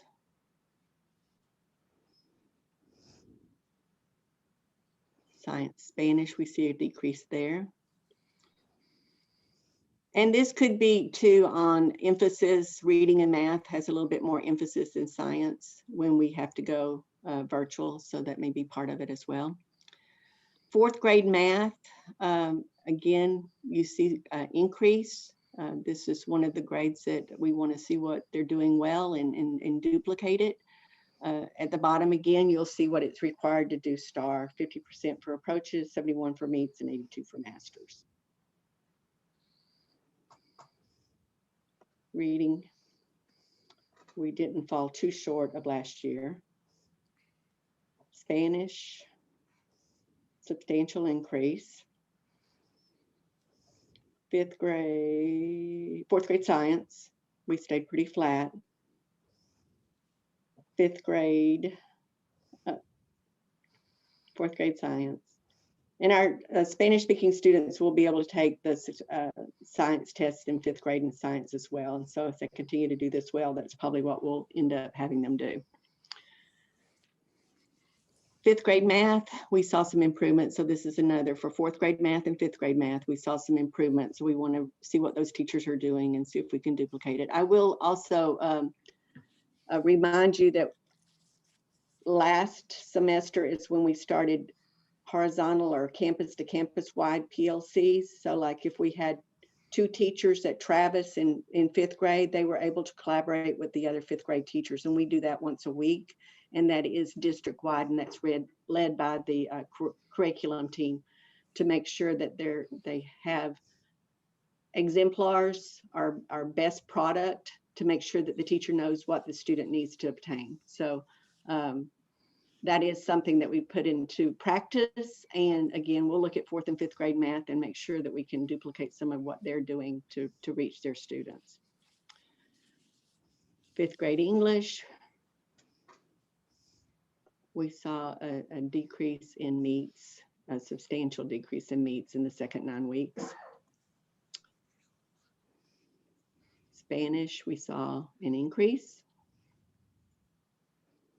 And then you will see fifth grade science. Again, this is a STAR test. Writing is a standalone in fourth grade and science is standalone in fifth. So this is, we won't see a growth measure, but if we can make this kind of progress on STAR, then science is a good one to see that we've excelled in. And again, this data did improve over last year's data. Sixth grade math is, we show substantial decrease. Reading, the same thing. We're not seeing we'd rather see it flat since it's the same test. But we're seeing substantial decrease. Sixth grade science, same thing. Sixth grade social studies. And again, we're working towards social studies for middle school. So we're saying pretty flat or improved some in meets and masters for second 9 weeks. Seventh grade math. You'll see at the bottom, approaches, meets, and masters. We're not near there. We've got a increase on that one. Seventh grade reading.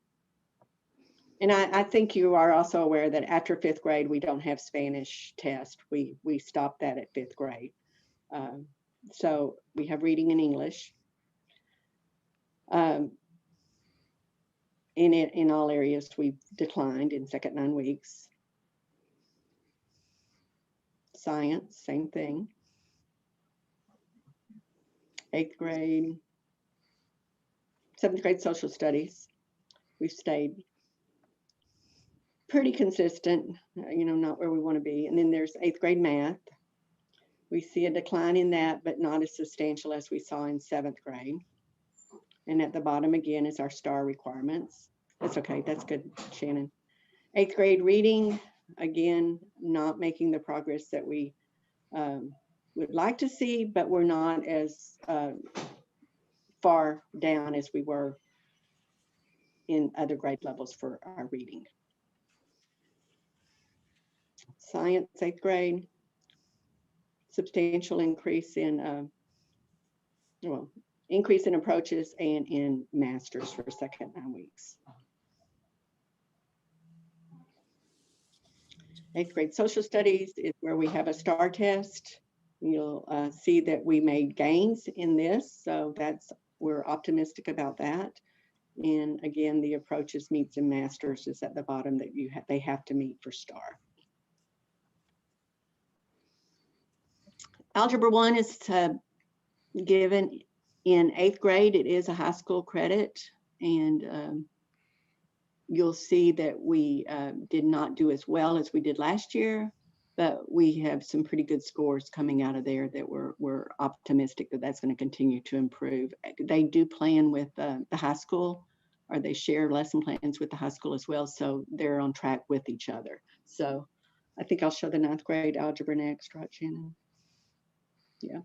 So they have not made the gains that the eighth grade did. So this is an area that Heath and company are definitely concentrating on, and the math strategist is also supporting that PLC, their learning community. ELA 1, we're doing really well. And that's the freshmen have their first test that will require for graduation. You know, those were waived last year, but still the scores stayed pretty flat and high. So we're pleased with that. ELA 2, same thing. ELA 3, we saw a decline. There's no STAR test related to it, but we do want to make sure that our students are reading and comprehending so they move on to their college classes, that they're able to be successful. So we want to get those scores up. Biology is the science that's tested in their freshman year. And you'll see that we've stayed flat, but we increased our meets and our masters in the second 9 weeks, as well as increased our meets in the first 9 weeks. So we were pretty pleased with that. I put integrated physics and chemistry in here just because it is a test that we give. It's a bridge class to help us remind kids terminology and help them into biology sometimes. So this is, we've only had that test we did not have any scores for that for advanced. Algebra 2, good increase. Geometry, stayed pretty flat.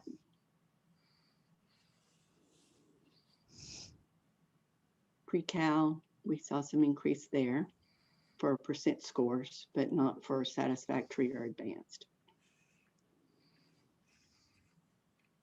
Physics, see some increase there that we're pleased with. Chemistry, same thing.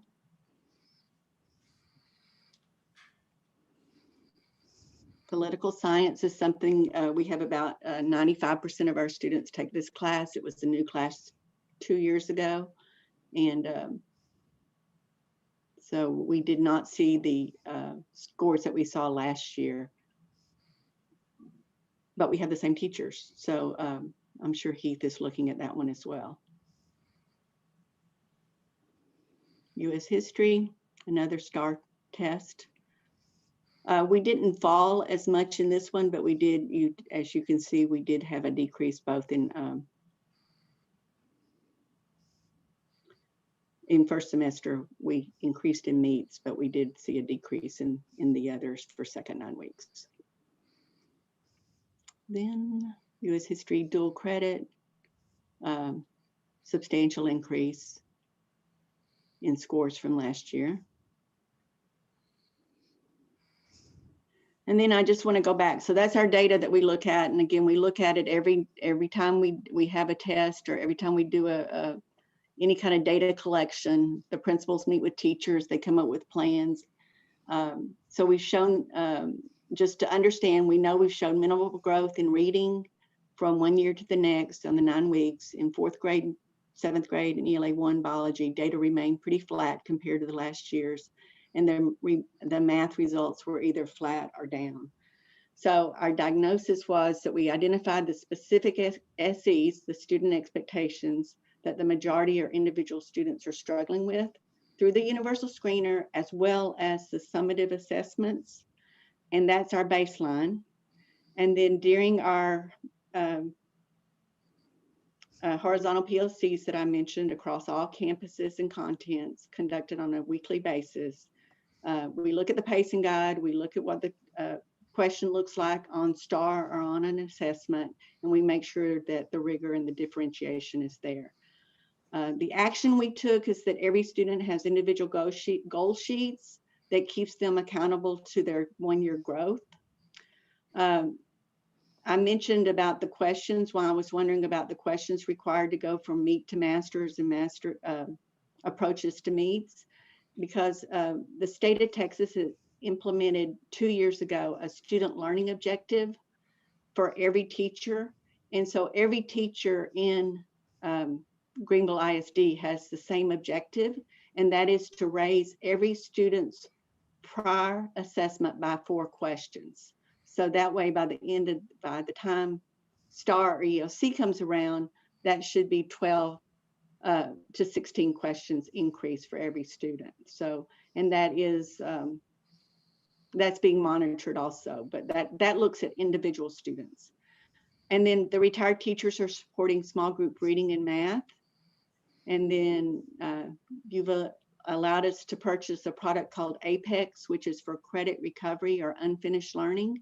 And that is targeting 6 through 12 deficits. Anything, we can look at a specific student objective, or we can look at a whole unit and the student can go through that and kind of be retaught. And then small group instructions occurring in math and reading. And we are in the planning stages. I think Dr. Liggins mentioned this last board meeting for a summer bridge program. And so that's in the planning stages right now. So I have 2 recommendations that I would like for you to consider. And I'm thinking if you didn't ask, but let me tell you. The first one is know that our teachers, we really are doing the best we can under the circumstances, and everyone is giving their best. And that in the budget process, I am going to ask for some interventionists, and those interventionists will go in and identify the kids that were not at grade level and be pulling them out to give them substantially more help. So that's what the interventionists would do for us. So I know that was long, and I know you saw a lot of it already, but is there any questions that you have for me? How many interventionists do we have currently? We don't. We don't have any this year. Mm-mm. Okay. So, yeah. So, I mean, I guess clearly COVID has impacted the learning in a negative fashion. I mean, and so you know, can we catch up? Yes, but we're really going to have to be targeted and intentional. And that it's not something that we're going to be able to do overnight. It's going to be a process. Do we have any idea about how we compare to other districts around us? You know, we've chosen to just stay with our local data because we all have different situations and different circumstances. We don't use the same assessments. We don't use the same universal screener.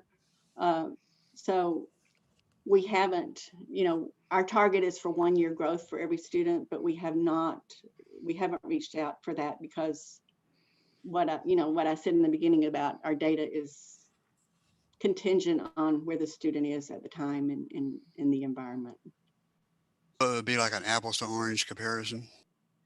I believe it would be, unless we could get somebody to use our assessments. I don't mind asking our universal screener people if they have any data, any kind of data that they would share, but I don't think they would at this point. I don't think anyone really wants to. Everybody's in the same situation we are and know that, you know, we're just doing the best we can. So we haven't talked to any of the schools that are in our cohort group based on size and SEC and stuff. We haven't, and again, we really opted not to because, you know, you hear that we want to make sure that we are recognizing the efforts that our teachers are making and trying not to compare them to anyone except helping our kids right now. So, And what the teachers are doing, and this was a huge overview of data, the teachers on each campus actually sits down with their individual data, and they've compared students how are the students that are at home doing versus the students that are in class. They compare according to attendance, according to the amount of times the child's been quarantined. So they really get really deep into the data. That's one of the downsides we see of comparing, because, you know, just because we're doing this in math at third grade, you know, we could have had most of our third grade quarantine most of the year, are only half of those kids are at school, versus another district could have 75% of theirs at school. So really looking at, especially hearing from our teachers who on their own, because they just want their students to do well, are beating themselves up about data. We didn't feel it was appropriate to add additional stress about saying, well, whether they were doing great or whether they were doing poorly compared to another district, to say, well, this is what they're doing here. That will be very useful information once the STAR comes out, because everyone takes the same assessment, and depending on, they're issuing all kind of waivers and all of that, but that data will help, at least for the students that we knew took it. Another thing that we, and Sharon mentioned this in the beginning, reason not to compare is because our students at home, we really have no control. We don't know if a student was taking it, you know, with all kind of distractions happening, or if they were taking it with their parents sitting right next to them, reading every question and helping them solve problems. We just don't know.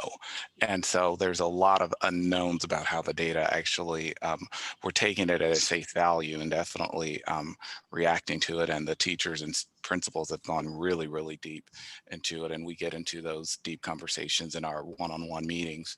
But at this point, I will say, though, when looking at the data, we were pleasantly surprised, because we thought it would be much, much worse, especially considering all the drastic changes our kids have gone through. I do see a huge correlation between middle school, who has our largest at-home population in the district, largest percentage of students choosing to stay at home, and they've, as you can see from the data, their scores have regressed much more than all the other groups compared to how they performed last school year. So being at home is impacting them. Yeah. And I'll just say that's exactly what I wanted to say, Dr. Liggins. It isn't as bad as we expected, based on everything we've gone through. I'm sorry, Ms. Cruz. I have a few questions. I think I'm the one that asked for it to be on the agenda, so I just want to say thank you for the comprehension. I mean, when I opened it and saw 105 pages, I was like, took me a little while to get through it. I have a question. You started off when you first started, you said it's not the same students that you're testing from last year to this year, but we're also testing like our systems, right? What our teachers are teaching and their effectiveness. So it kind of does help us to see a bigger picture.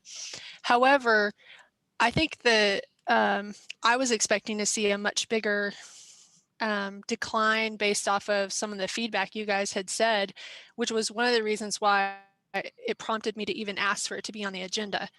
I do feel concerned looking at a comparison between the first assessment and the second assessment in the same year. So this year, 2020-21, we looked mostly at the years compared 1920 to 2021 to see the growth or a decline. But if you look from the first 9 weeks to the second 9 weeks to see if they're declining, it seemed to be a lot more declining if you compared those two. So I'm curious why we've been in school for much longer, why those tests would be declining when we came, I guess maybe clarify the first 9 weeks, we're talking right when we started, right? Yes. So we've been in school for 9 weeks after being on such a long break, and then those scores were much higher than the second 9 weeks. Do you have any kind of idea why that is? I do. For the most part, it's a review year, 9 weeks. So a lot of it was just making sure we knew what our students knew. And so it was many things that they had learned in the previous school year to make sure that they had a foundation. So So that's the basics of first 9 weeks looking pretty flat because it was at least 4 or 5 weeks of the 9 weeks was a review. And then the second 9 weeks is when we started adding the new student expectations for that grade level. So it was new learning and new application. So that's the why that I would. So another question I have probably, I guess, for you guys, both of you guys, is with all the news articles coming out, like CDC is saying that it's better for the kids to be in school 100% of the time. And then also, what was the other thing? I just lost my train of thought. I'm sorry. Also, I read an article today about how parents are choosing to keep their child behind a year because they're not seeing, they see that their child is declining and not ready for the next year. The more I thought about that, I thought, I don't know very many parents that would do that just for social reasons. However, will we identify students that will need to be held back, and will we hold the children back knowing what they've had to go through this year? I can answer it, or you want to, Dr. Liggins? We both have talked about it a lot. Well, the holding back of a student involves the principal, the teacher, and the parent all agreeing. And so it's highly involved the parent, but we do have two educational experts that make recommendations, but the parent has to be on board with it. And so we do anticipate possibly, especially for social reasons, as you stated, having almost like, I forget what we've called it, Sharon, but like a bridge, like it's 2.5. It's all second graders they're moving on, but they're moving on still with their age group, but they're still learning second grade material, and possibly with acceleration, with smaller class settings and the interventionist and all of that. Another big issue that we think, and we use interventionist very loosely as a term, another big thing we're going to really work on, because this is 2 years now, because we had 1920 school year where we missed those end of the year weeks, and then this school year, assuming it's a regular school year next year, we'll have kids who, for example, our third graders, which will be very critical, who are in first grade when this happened and never really, and some of them have been online since March of 2019, and that never have, or 2020 was it? But never have been in front of a teacher learning how to read. And although the teachers are getting better at all of that, so a lot of the interventionists, we will have like elementary teachers, maybe in sixth grade, that are teaching some very phonemic awareness and very basic level things to fill in gaps for kids. And so it's going to be a year when we get to the budgeting process where we're really look deeply at funding smaller classes for some certain people, interventionists at levels that may have not necessarily have had them before. And really, we're hoping also that some federal dollars can come into play, and that we can get some federal funding to help with some of that, because if we have a regular school year, ideally, we would like to pack so much into that school year that it doesn't take 3 and 4 years to make up the gap, that we can really hit the school year and hit it hard. But that takes personnel.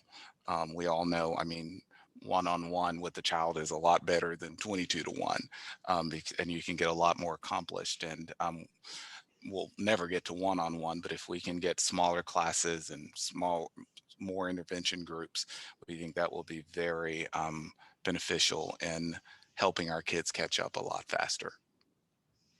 Did that answer your question? The other thing was the CDC saying that, having kids 100% in person is better for the student. And I'm just curious, I think the last time we did talk about that, and you said that there are still a lot of, parents that do not want their kids in school for other reasons besides just themselves. Like, underlying conditions at home. Yeah. However, have those kids been identified as, like, in those specific circumstances, whether or not they're declining? And like, I know we had talked about if they're failing, that they're going to have to come back to school. And are we having any success in making that happen? The mass majority, and O'Neill, you can chime in on this because he takes care of the appeals. The mass majority of our students that we've required to come back have come back. Okay. There is a small percentage where they've appealed, and we've granted them their appeal, but that is by far not the majority. The mass majority of the parents have said, okay, we'll send them back. Do you have anything to add to that, O'Neill? As Dr. Liggins said, most of the students that the principals identify them, they get a letter to them, they come back. And then the campus does an appeal process, and they visit with the parent, and generally after that first appeal, they'll come back. But I've done only 2 appeals. And in those 2 appeals, we did grant those appeals, but we do have a good conversation with them. I speak to them about, first of all, we respect their decision, and we respect the health of either the child or the person in the home, and we respect their decision. But we talk to them about what, maybe this is not the right word, but the consequences of the struggle that they're facing at home. If they're not logging in, if they're not doing their work, if they're not staying in when they're supposed to. And I appeal to them to help us out. We've got to have the kid online. We've got to have the kid participating. We've got to get the work in. And the parents will agree with me. So we continue to do that, and we let them know that the student could be in danger. You just talked about that, could be in danger of being retained. But every campus has done a great job of getting students back, but some are reluctant to do that.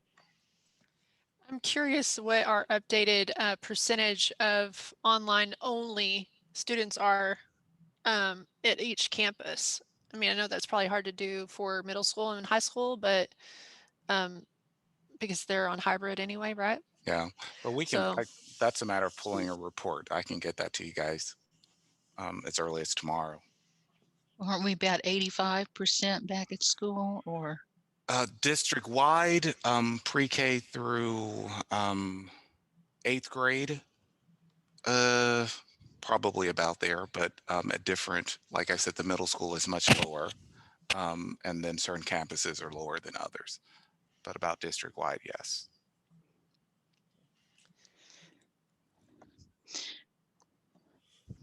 Are there any middle school or high schools in Texas that are back full-time, or are they all hybrid? Very small districts they no longer offer, there's a few Hunt County schools that are, they don't offer a hybrid or a at-home option. And, but I don't know of any schools, smaller. Quinlan's about half our size, and they still offer an at-home option. So it's the very teeny tiny schools, and it's usually because they just don't have the resources. For example, is it not Campbell? I always get, because her last name's Campbell. She's in Gumby? No. Lono? No. Bowles? No. Denise Campbell is in what school district? O'Neill. Denise Morgan at Campbell. Morgan at, see, I get it all mixed up. Okay, her last name is Morgan, not Campbell. She's in Campbell. She, like for example, she's a one schoolhouse. They have one teacher per grade level, period. So there's no way to have part of the kindergartners at home and part of the kindergartners at school. It's everyone must come to school. We only have one kindergarten teacher, and besides, they don't have the funding for technology and all of that. And so, Campbell has about 300 kids. And so it's schools that, like I said, teeny tiny schools that are doing it. It's mostly based off of resources. And a lot of that has been beneficial, especially in the beginning, for the home hold harmless, because the parents just said, well, you're not offering at home, I'll just go enroll in Greenville ISD. It doesn't hurt that district at that time. Now that we don't know how that will be second semester, I'm not sure how that's going to impact a lot of those campuses who have lost kids that because they still wanted to stay home.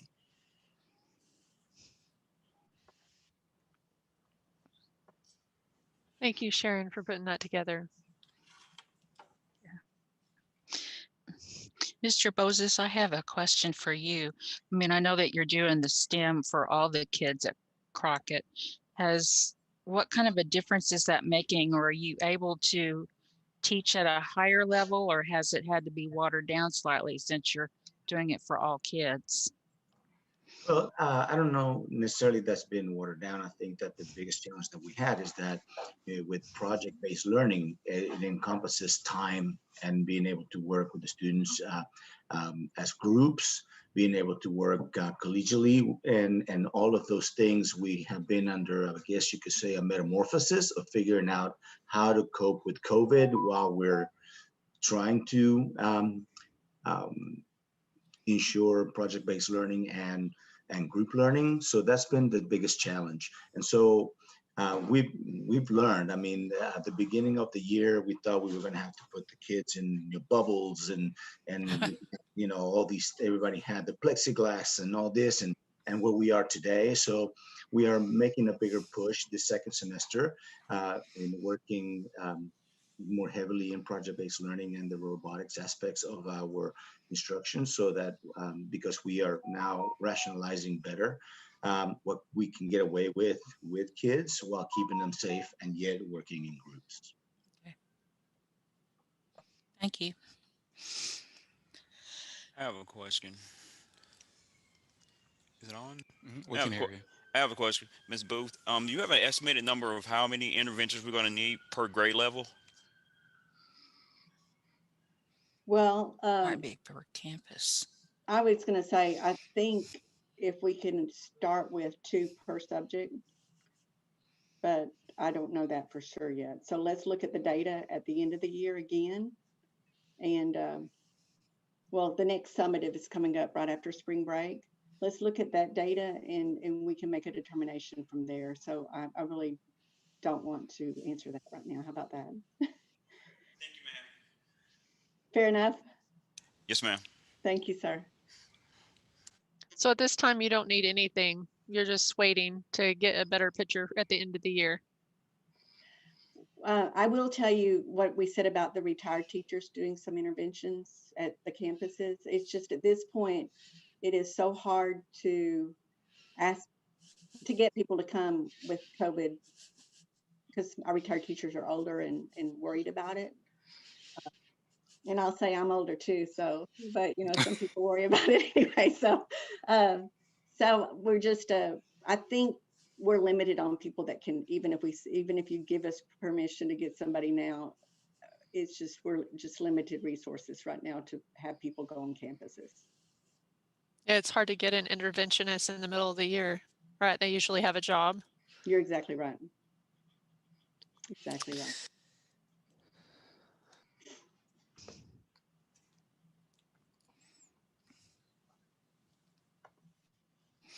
Well, we appreciate knowing where we are. We don't know where we're going if we don't know where we are. Right. So that helps. Right. Anybody else have any other questions? Okay, thanks, Sharon. You're welcome. Thank you. Next is maintenance and operations update on district facilities following bad weather. For this, I'd call Dr. Anderson. President Stafford, Dr. Liggins, and board members, appreciate the opportunity to update you on our facilities following this wonderful weather change that we just had. Shannon, if you'd go to the next slide, please. I want to start by just telling you some of the preparations that we made before, because we had word that this was going to be a pretty substantial storm in terms of what we've experienced in this part of the state with the cold. And so we installed insulated outdoor faucet covers, insulated some exposed pipes, salted the sidewalks and entryways. We checked to make sure that heaters were working and set before we left. We prepped the buses for the icing, put de-icer on board, and we had some trips even during the time period in which we were closed, and some folks who trying to help meet UIL guidelines of carrying out games. So mechanics coming up to make sure things were working for that. Blew out the sprinkler systems on the athletic fields to keep those from cracking and bursting. Then during the storm, we continued to monitor the HVAC system as best we could until the electrical issues occurred. Once that occurred, it took our system offline. And in some cases, it forced certain units that did not reset properly to a default setting of 58 degrees, which doesn't help in a situation where you're already battling severe cold and you can only get to 58 degrees in the building. But our maintenance and grounds folks, they walked the facilities, they checked for leaks during the storm period. When they found a leak, they would shut off the water, they'd make the repairs that they could. Our custodial staff did an amazing job. They came in Friday, Saturday, and Sunday to work, and they having people in the buildings during the time in which we had equipment thawing out, I believe was essential in reducing the amount of damage that we had and potential damage. So they walk, maintenance did, grounds did. In fact, we had a crew going in during the day, first thing in the morning and midday, and at the end of the evening before they left, every classroom being checked across the facility to make sure that something didn't thaw out and we didn't have leaks.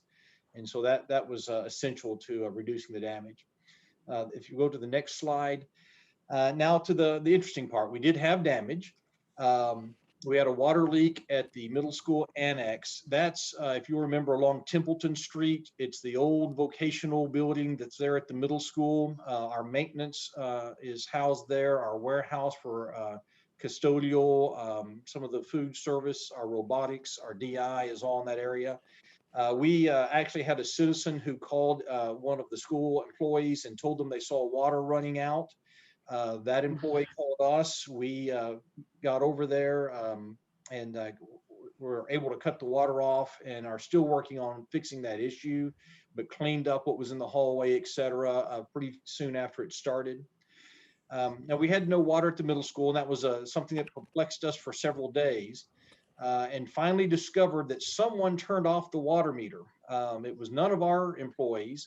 What we're thinking might have happened is someone assumed that the water meter they found is probably the one from the water flowing from the annex. And so they turned it off for us and didn't tell us. Unfortunately, there's multiple meters at every location, and the one they turned off was not for that area. It was for the front of the building, which had nothing wrong with it. So it took the guys several days of thinking we had a major freeze. They crawled underneath the building. You can't imagine what all we did to try to figure out what it was. And then when they turned it off, it stuck in the off position. So finally, they were able to break that loose, get it back on, and we have not detected any leaks at this point at the middle school. Big sigh of relief, but about 3 days of frustration trying to figure out what in the world is wrong with the middle school.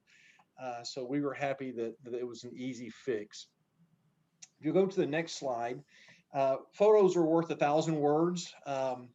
This is the kind of thing that keeps me up at night, especially when I'm snowed into my house and had to stay out there like some of you with hair dryers, defrosting lines and everything else.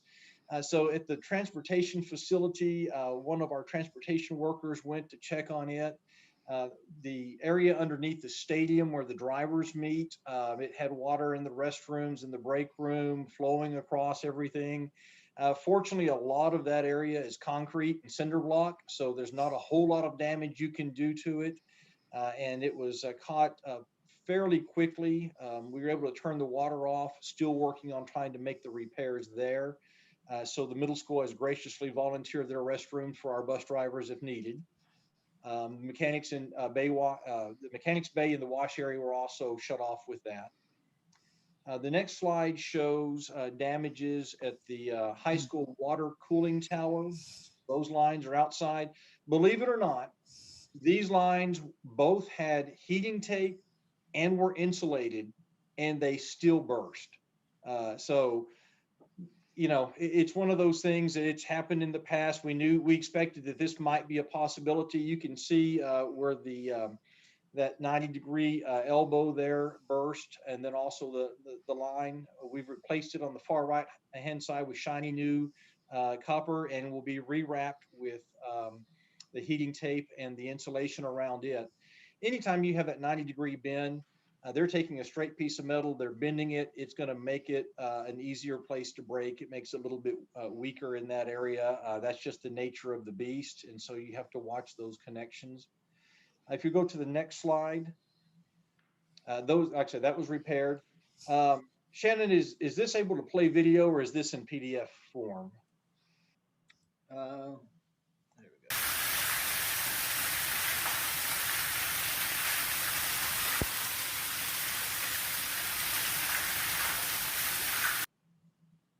If a picture is worth 1,000 words, a video is worth 1,000,000, right?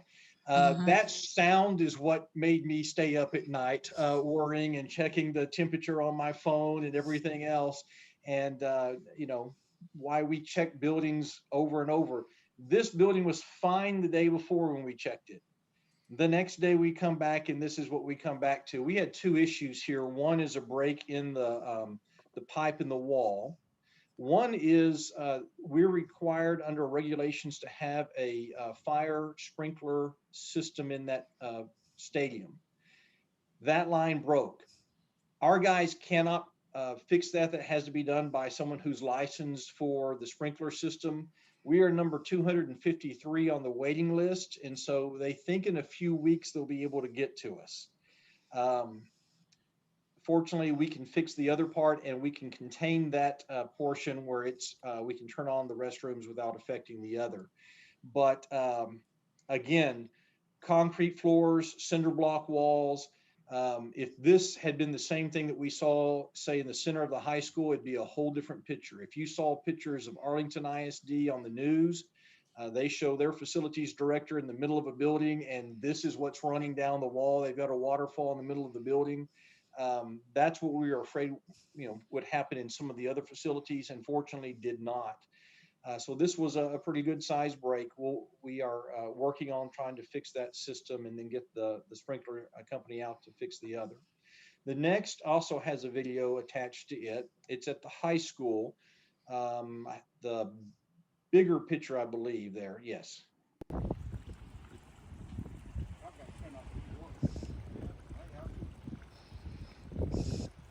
That's actually a pipe that has burst in the wall between the girls' locker room and the outside wall. So on the inside, originally we were thinking it was a frozen plug in that downspout there, and that it was just water running through the roof. And as I looked around, I started listening. I go, no, it's something running in this wall. So they were sucking up the water on the inside. We go to the outside, and in the weep holes, you can see there's 3 or 4 weep holes with water just pouring out. So we were able to isolate that section, cut it off, and we'll get that repaired. Fortunately, those showers aren't used really at this point, and so we capped it off until we can get the proper parts to repair it, and are in the process of cleaning that up as well.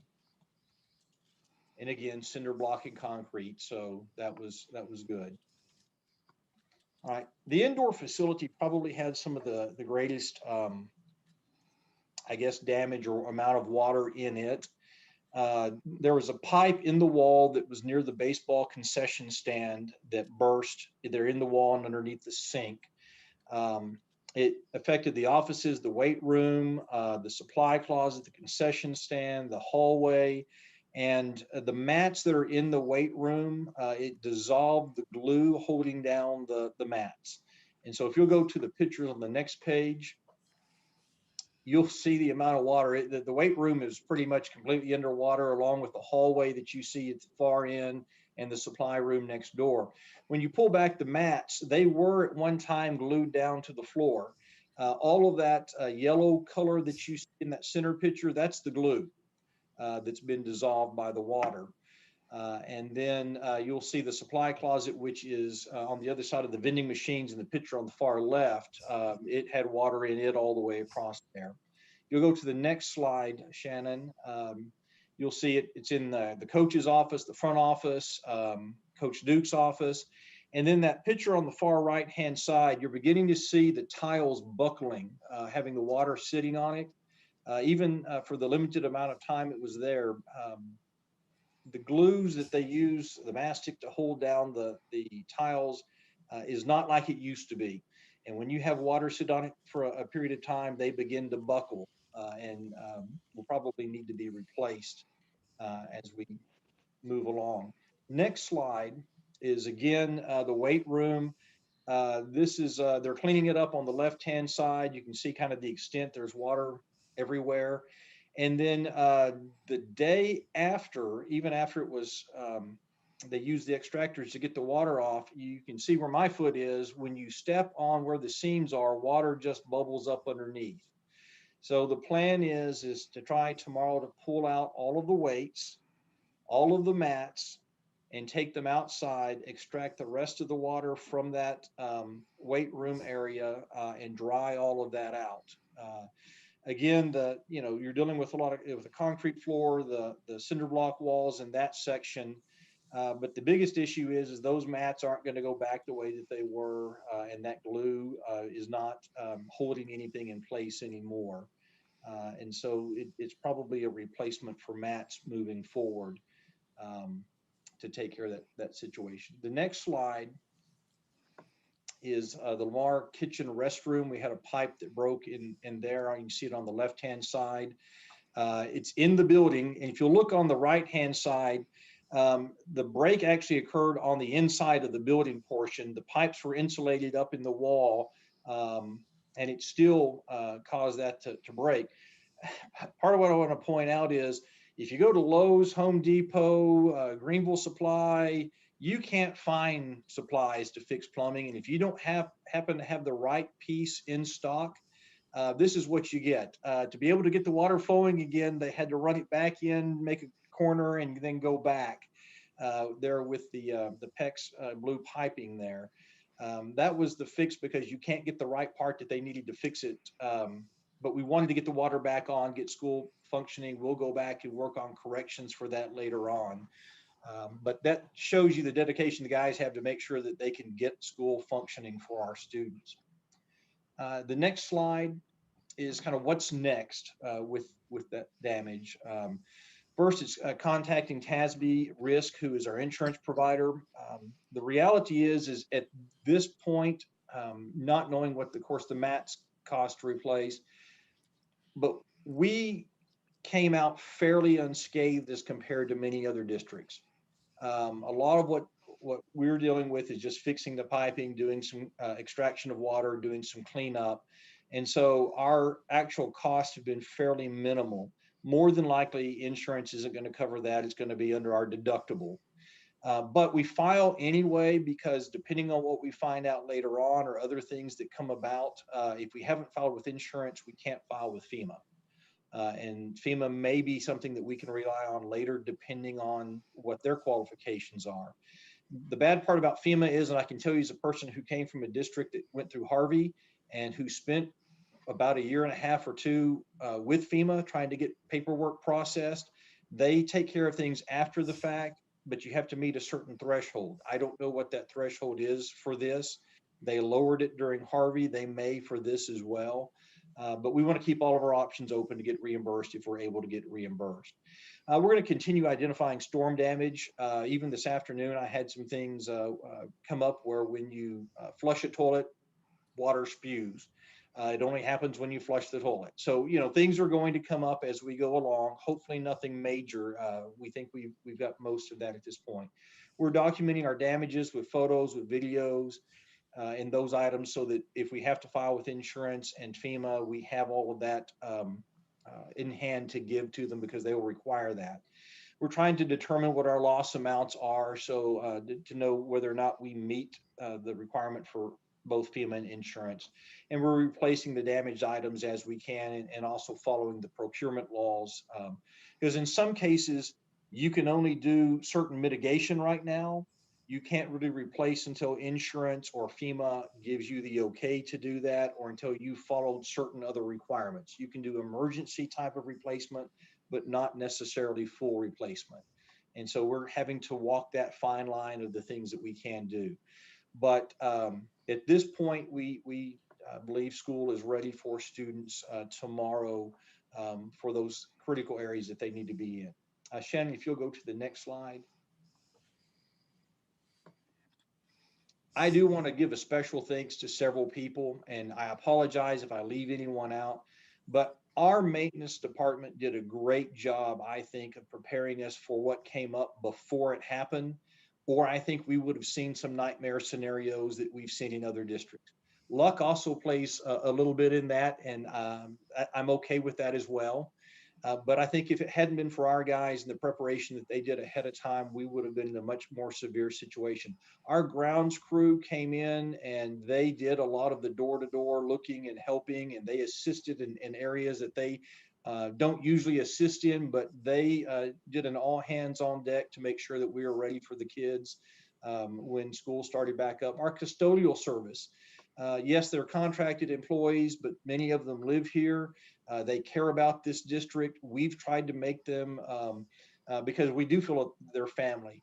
They did a bang up job of being here over those days where it was important to be here when the things were thawing out. And they were sometimes the first people to call up and say, hey, we're beginning to see water in the location that there shouldn't be water.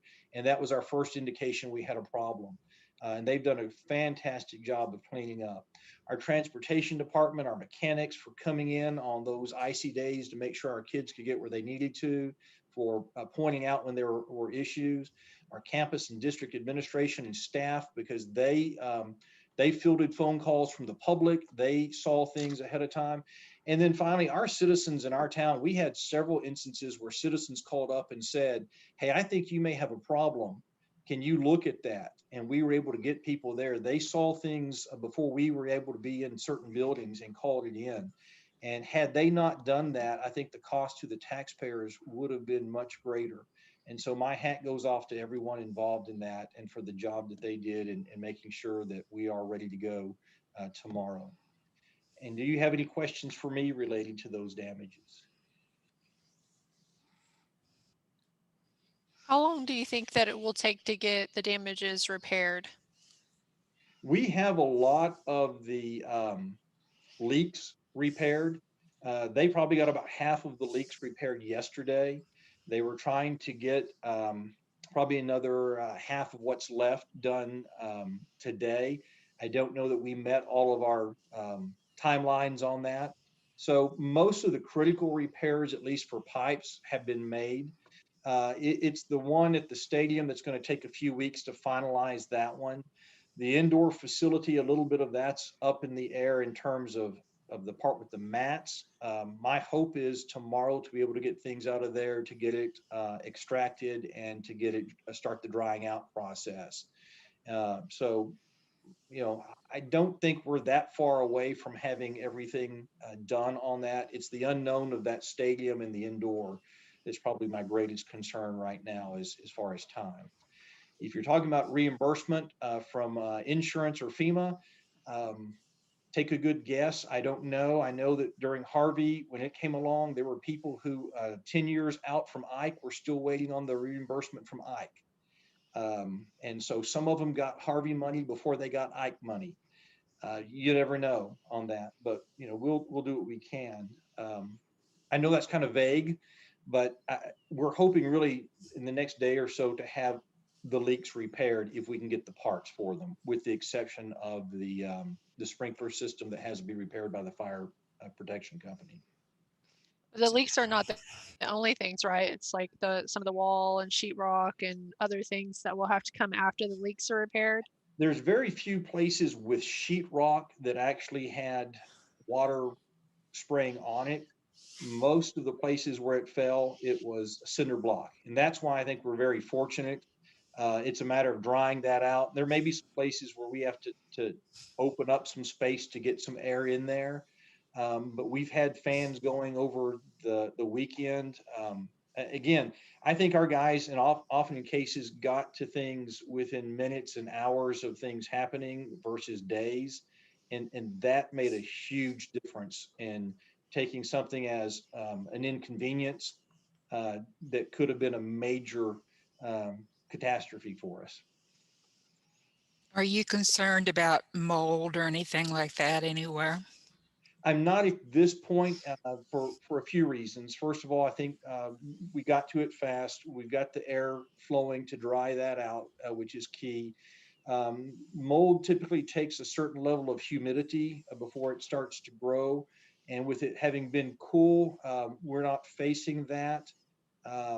At this point, I believe we can get it dried out before we get to that point. So I think that's a major key. Had this happened during, I mean, it wouldn't have happened during the summer because of the ice, but had we had leaks like this during summer months where it's more humid and a lot hotter, I'd be a lot more concerned about it than I am at this point.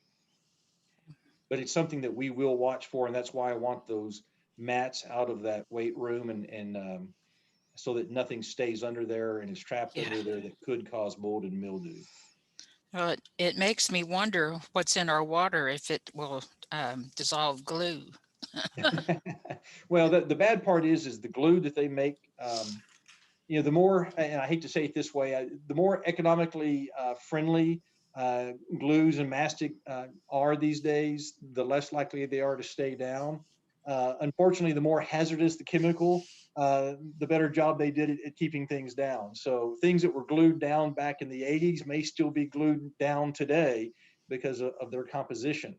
But a lot of these materials are designed to dissolve if there's enough water on them. So a part of it is you have the age of that facility, but then you also have the water sitting on there, and that combination did not play out well for what's underneath those mats. Okay. Is there anything we can do for the people that were a big part of making sure we didn't have more damages, like a luncheon or something to show our appreciation? Absolutely. In fact, we have something planned for a few departments that includes dinner, some shirts, and celebrations. And so that's in the process. Okay. So yeah.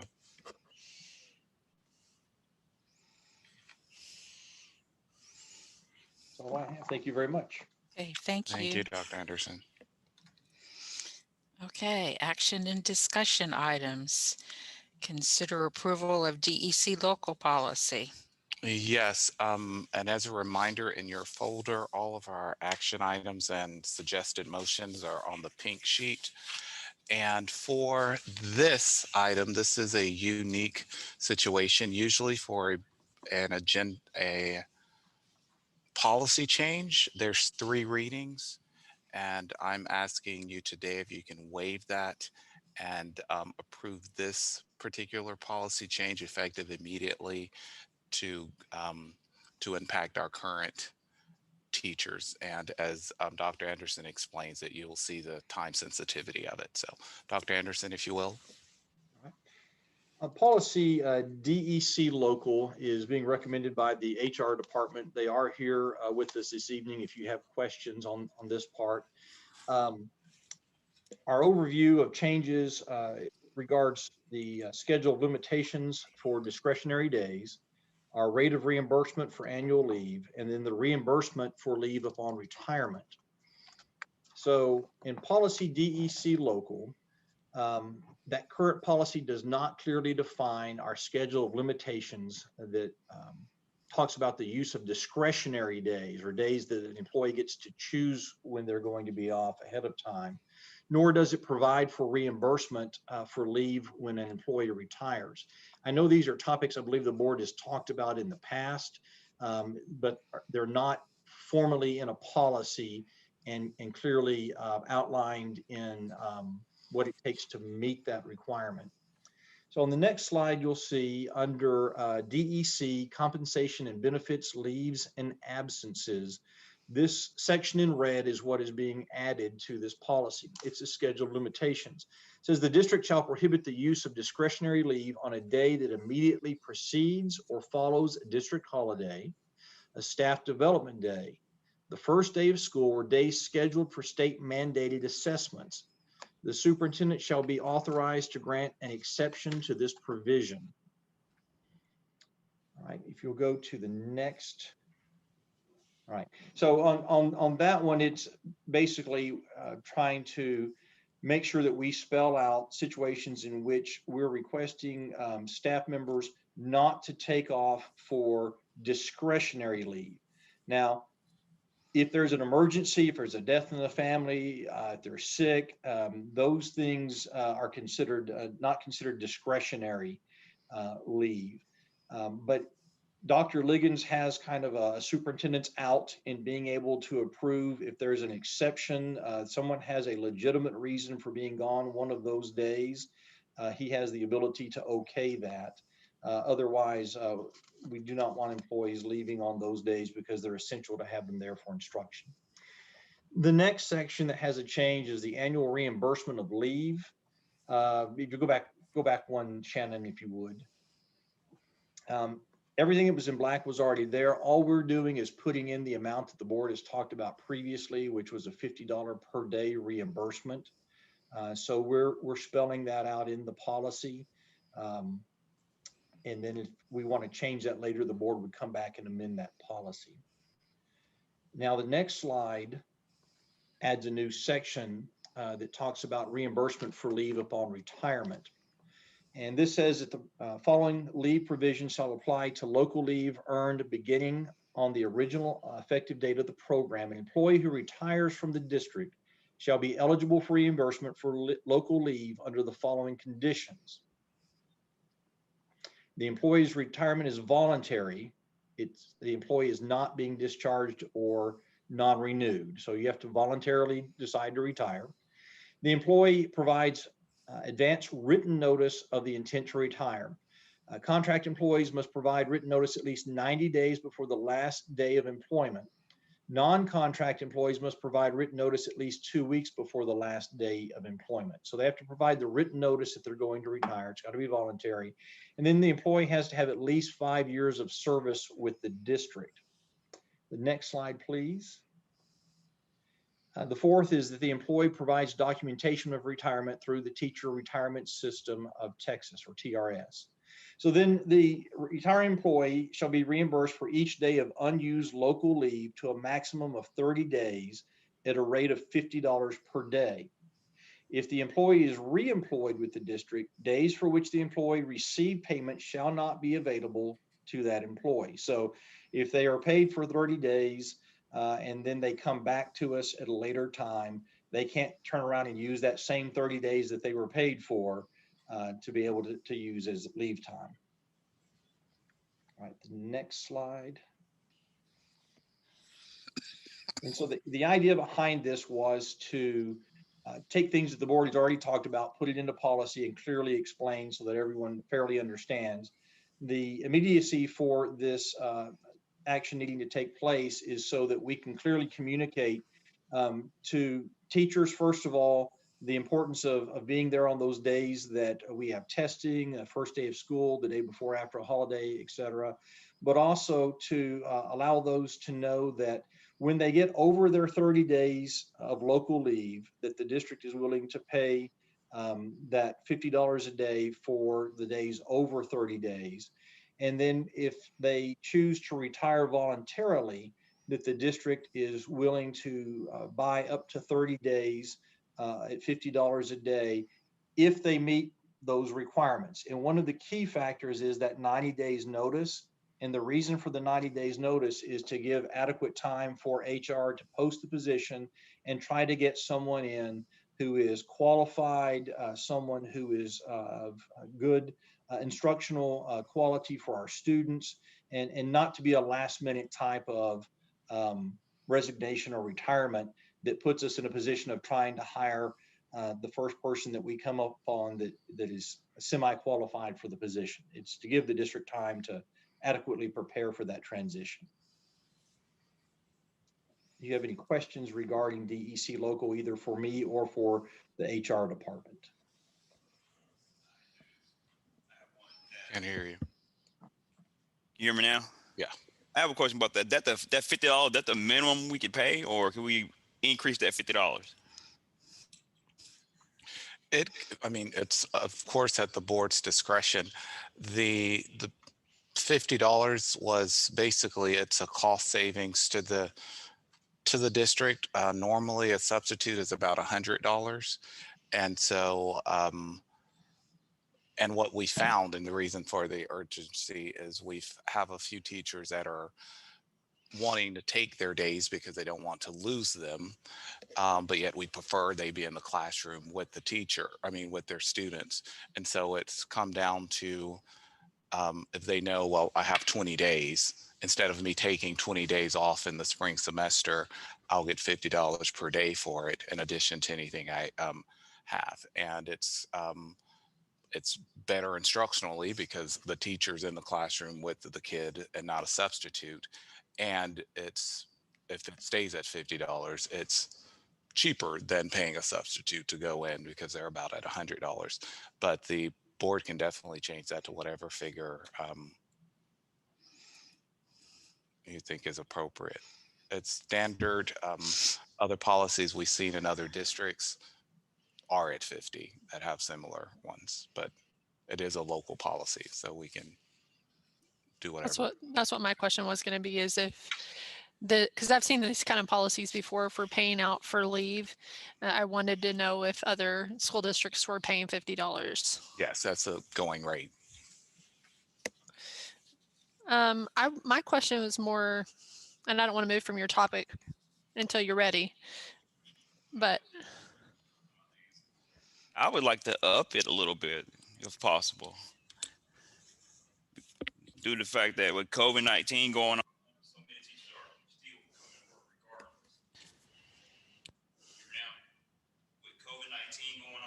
you have so many teachers that are still coming to work, regardless of what else they got going on. They're still coming to work. That would be my reason for upping it. I feel like this is more for teachers that are going to retire and not give us the proper amount of notice.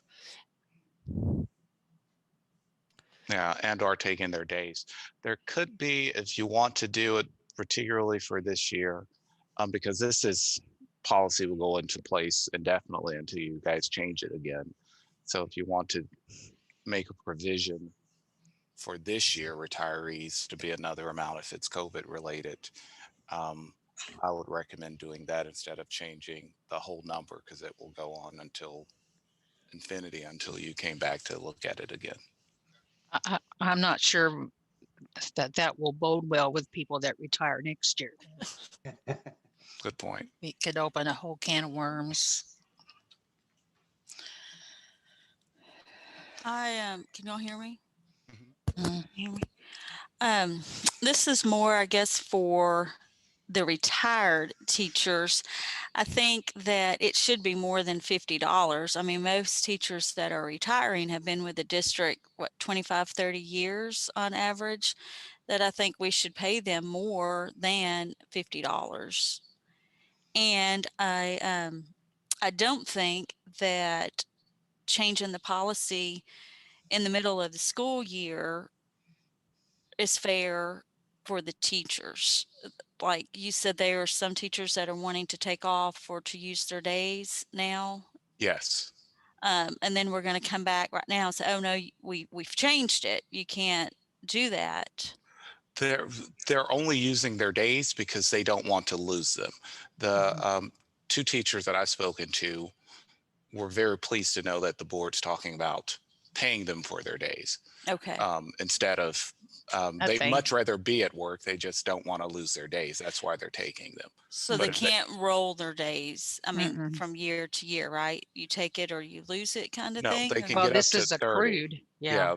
Okay. So this is those teachers that have that 0 to or I guess 1 to 30 days left, but they're only going to work the rest of this year. So they are trying to take, for example, the 20 days they have left.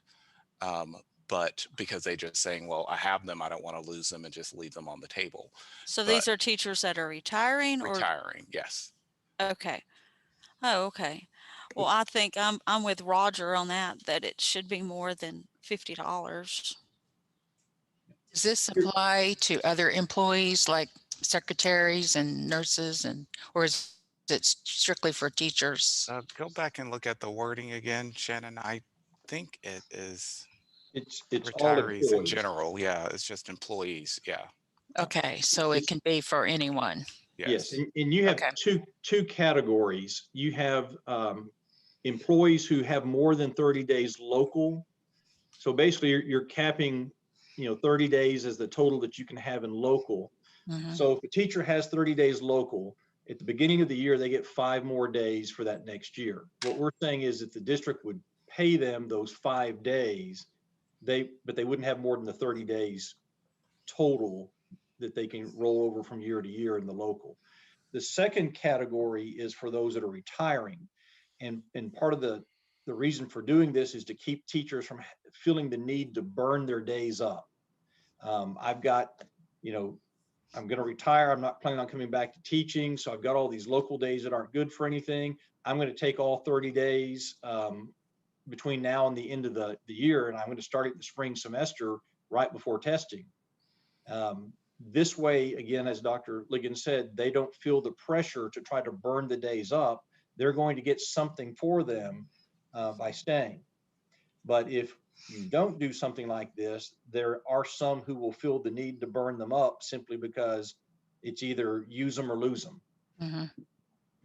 I thought they could only take so many vacation days at a time. Didn't we change that to like 3? Did, but what we've experienced is teachers are taking their 3, coming back for 1, taking 3, just because they're trying to use days. So yeah, so that's the loophole around it. That's funny because when I read this, what I thought, oh, so we have some teachers getting some loopholes in here. We need some schedule of limitations on that. Yeah, we've had teachers in the past that just say, well, I'm not going to work Fridays anymore. Yeah. You know. And we've had teachers in the past that when they retired, they left a whole lot of days on the table. Yeah. I speak from experience. 9 years ago, my wife probably left 75 to 100 days total on the table. Well, yeah. It is a way of honoring teachers who have been here every day and who have those days built up when they get ready to retire, for appreciating what they've done and the sacrifices they've made by not taking all the days off. Refresh my memory. Do they take local days first, then state days? Is that the way it works? Yes, they can. It's usually local and then state, although they can determine when they are putting in discretionary how they want it used. They can go in the system and say, I want to take a state day or take a local day. Thank you. Well, what amount are you thinking, Roger? Unmuted. 75. Because it's $100 for a substitute, correct?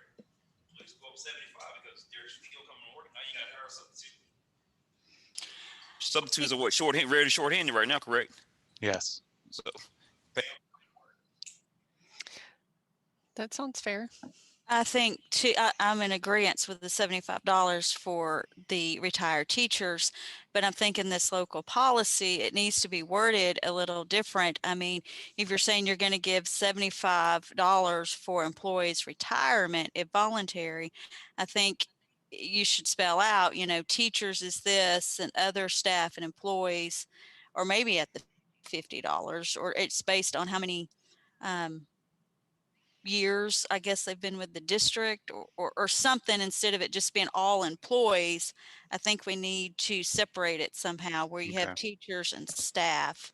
I would agree with that if we raised it, simply because $75 could be, let's say, a cafeteria worker.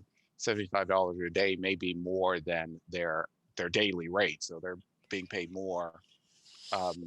So Did you have it based like on their current salary somehow, like a percentage, or the class that they're in, I guess, how you class their pay scale? that is one option. The issue you run into with that as well is not all areas are as critical to be here. So for example, no offense to a central office administrator, if a central office administrator is absent, that even if they're retiring, no one has to come in to do their job that day. So we're not out of any money. So paying them that extra day is just extra money out of the budget because we're not paying a sub to come in that day to replace them. I still do think it's a great thing to do, and it's a great employee incentive to work and to retirement. What I would propose after this discussion, however, is to take your suggestions, go back and revamp this, and at the March board meeting, bring it back with those, but make it retroactive for this school year since we have the 90-day provision in there, so that this school year, those teachers and staff members could still take advantage of it. And well, it seems can't to be let them know. pretty urgent, though. I mean, we Yeah. couldn't just do a special meeting for it. We could, yeah, because we do have some people that are retiring now. I know they're retiring and are trying to take their days, and so We could do a Zoom special called meeting, or okay.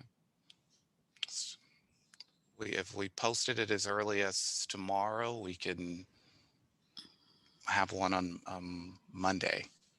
That will be the 72 hours required. So are you guys okay with that? Yeah. So basically what I'm hearing is $75 for teachers and $50 for all other employees, and still up to the 30 days, and everything else remains the same. Mm-hmm. That's written. But superintendents and principals would fall, not superintendents. Principals would fall under the teachers, right? Or do you need to specify teachers and principals? Or I would Well, principals specify don't need a sub, right? True. The schools True. just move on. I think it's just Okay. teachers. Okay. Yeah, and the teachers are, that's who we really want to be in the class and not taking their days, because they're directly impacting. So I would recommend keeping it teachers I was just versus clarifying all other that. employees. Yeah. And you do have a year thing in here where it says 5 years. They have to have 5 Yeah. years of continual Service. Yes. service.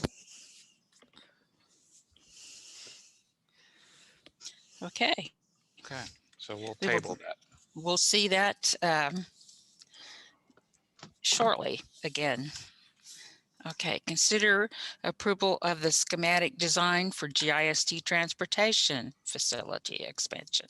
Yes, for this portion, I'd like to call Dr. Anderson, and I believe some gentlemen from Corrigan are on the line as well, correct? Yes, sir. So as we go through the next, actually probably 3 items, you may begin to hear the old sound of the cash register in the background going, because we're talking about money.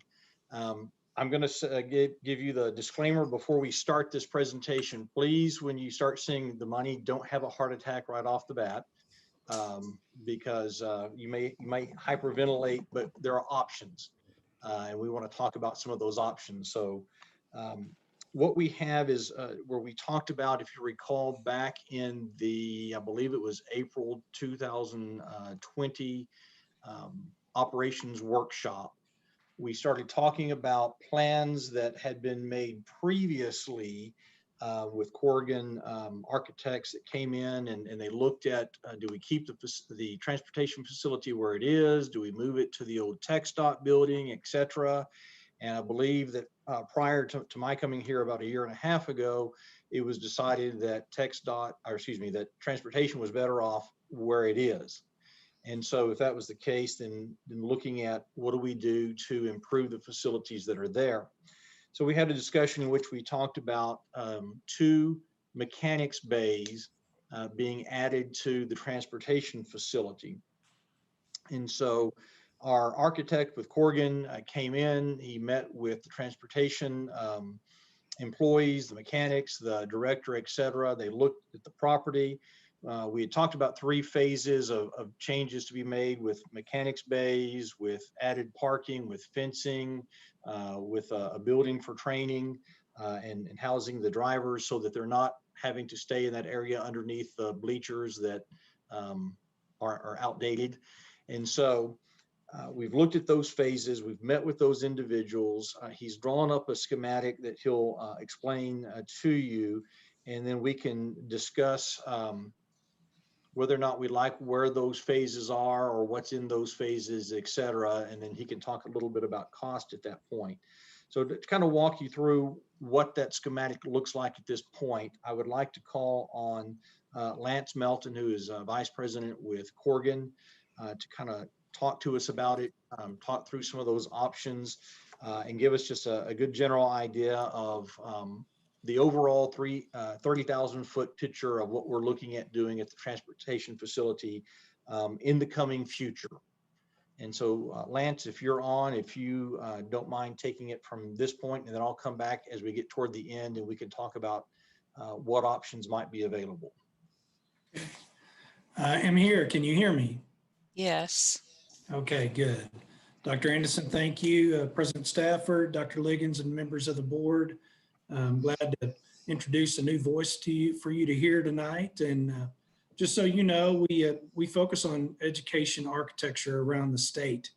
And I'm just going to comment on a couple of your earlier agenda items and topics. As far as what I have observed in other school districts that we serve, yes, the performance that you guys are seeing instructionally is a metric that's similar across other districts in the state. And then the amount of damages that your facilities encountered as a result of last week's winter storm is actually far less than what many districts are facing. So kudos to your district.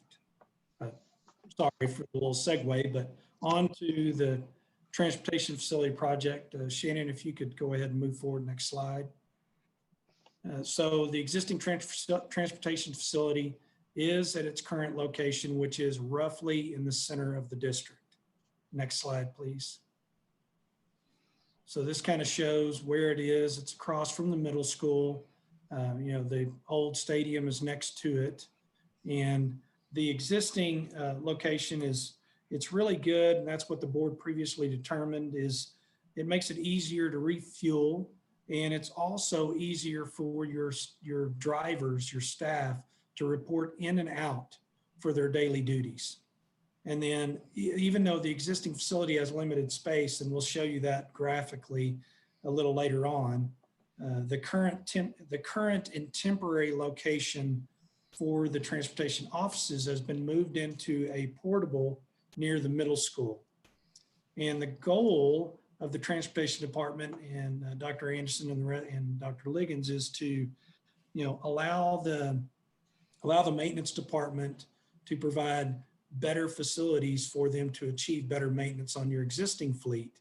Also in this same location, allow for growth of your fleet in the near future. And the target identified was, can we make this existing location serve us for 10 years and beyond? So that was really the challenge of the study. Let's improve maintenance, let's improve safety, let's improve the environment for your drivers, and definitely make sure that you're investing dollars wisely to serve you many years down the road. And so that's what generated a three-phased approach.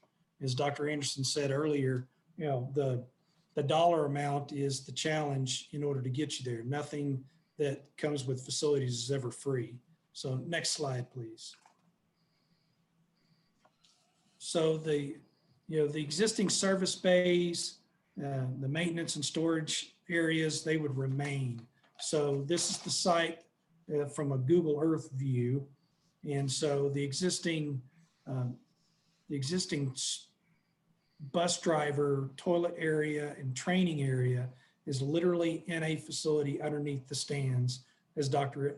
Anderson pointed out earlier with the video that you saw of the water draining down into those spaces. And the existing maintenance bays are at the southeast corner of this site. And so for instance, right now they wash the buses outside. And with the exception of the white fleet can be maintained inside a covered barn or maintenance area. The buses can only be maintained partially covered. So they're not completely indoors.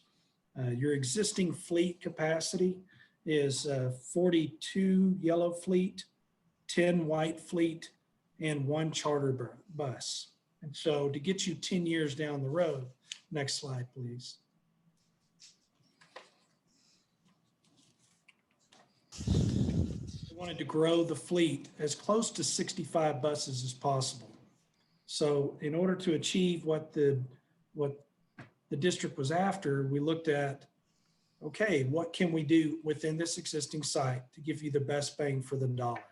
So we need to add a new building that's sufficiently sized so that you could fit buses in it. And it was 2 maintenance bays. And then an additional request was a wash bay, covered wash bay, to where they can literally do a better job of keeping your buses clean. And then make sure that when we looked at the site, a drive-through option, of course, is much better for buses so that we don't have to rely on people backing them into a bay. So situating the new facility on the site so that we could get the service aspect of your operation on the south end of the site.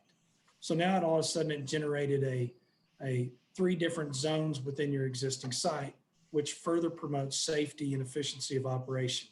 So we have your service area, which would be on the south end of the site. Your drivers, which would actually be on the very north end of the site. They would park outside the fence on the north end. And then the buses would be situated in the middle. So next slide, please. Oh, the other thing on that one is your existing fueling station, you just purchased and installed, it was just a little over a year ago.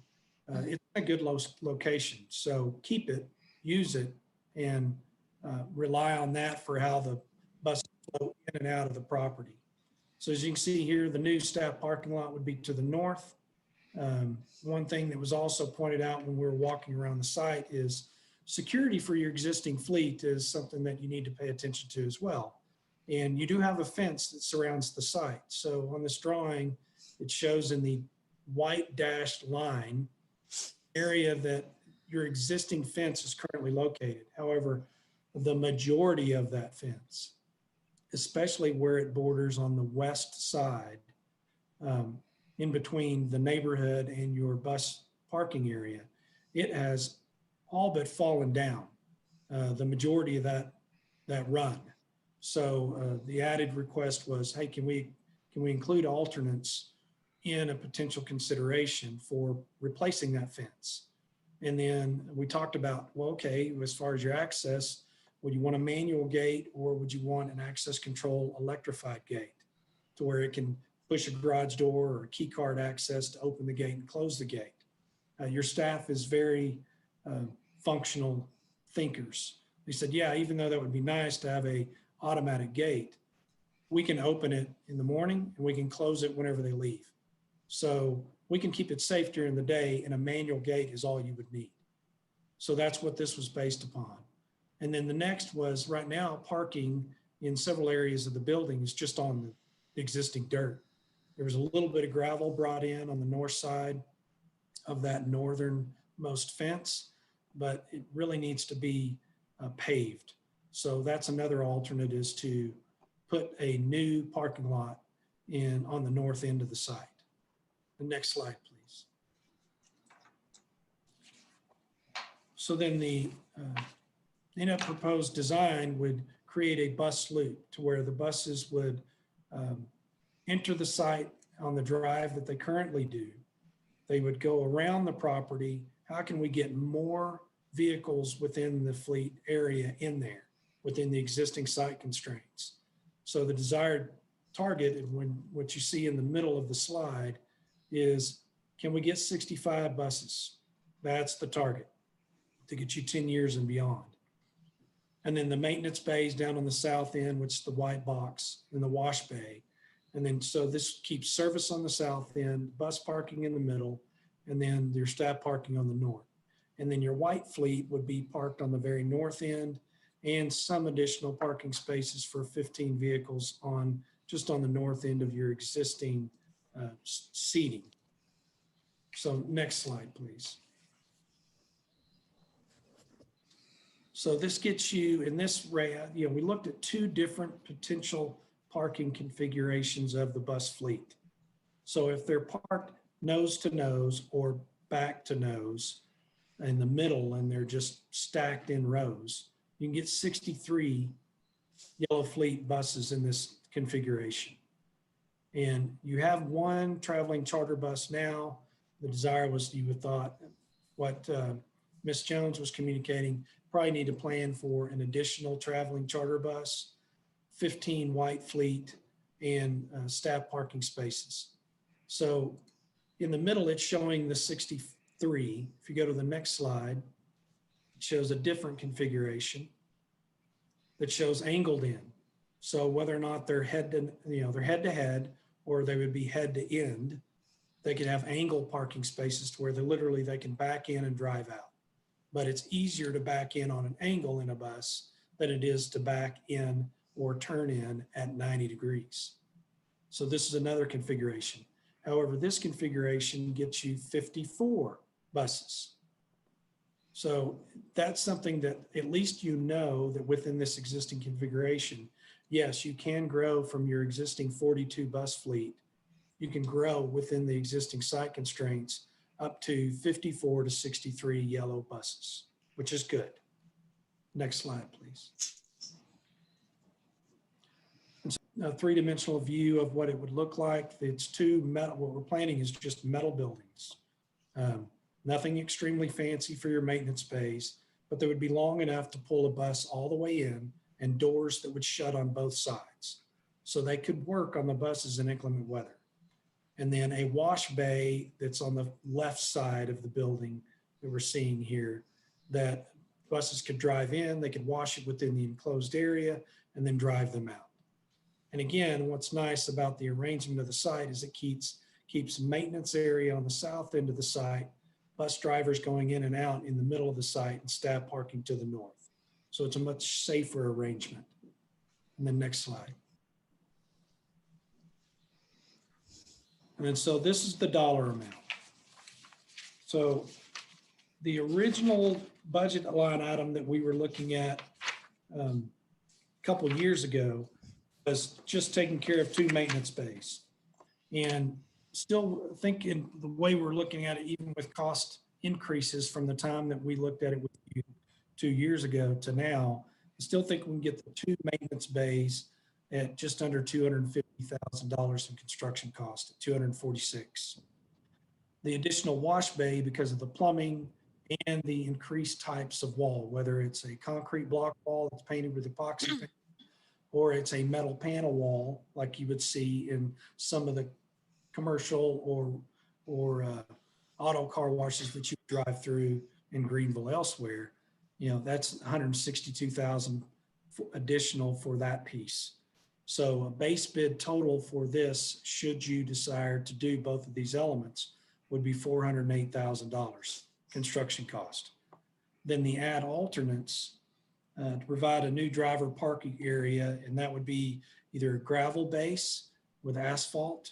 It could be that would provide a better surface for the drivers to park their cars on. It's $92,000 additional to the base bid.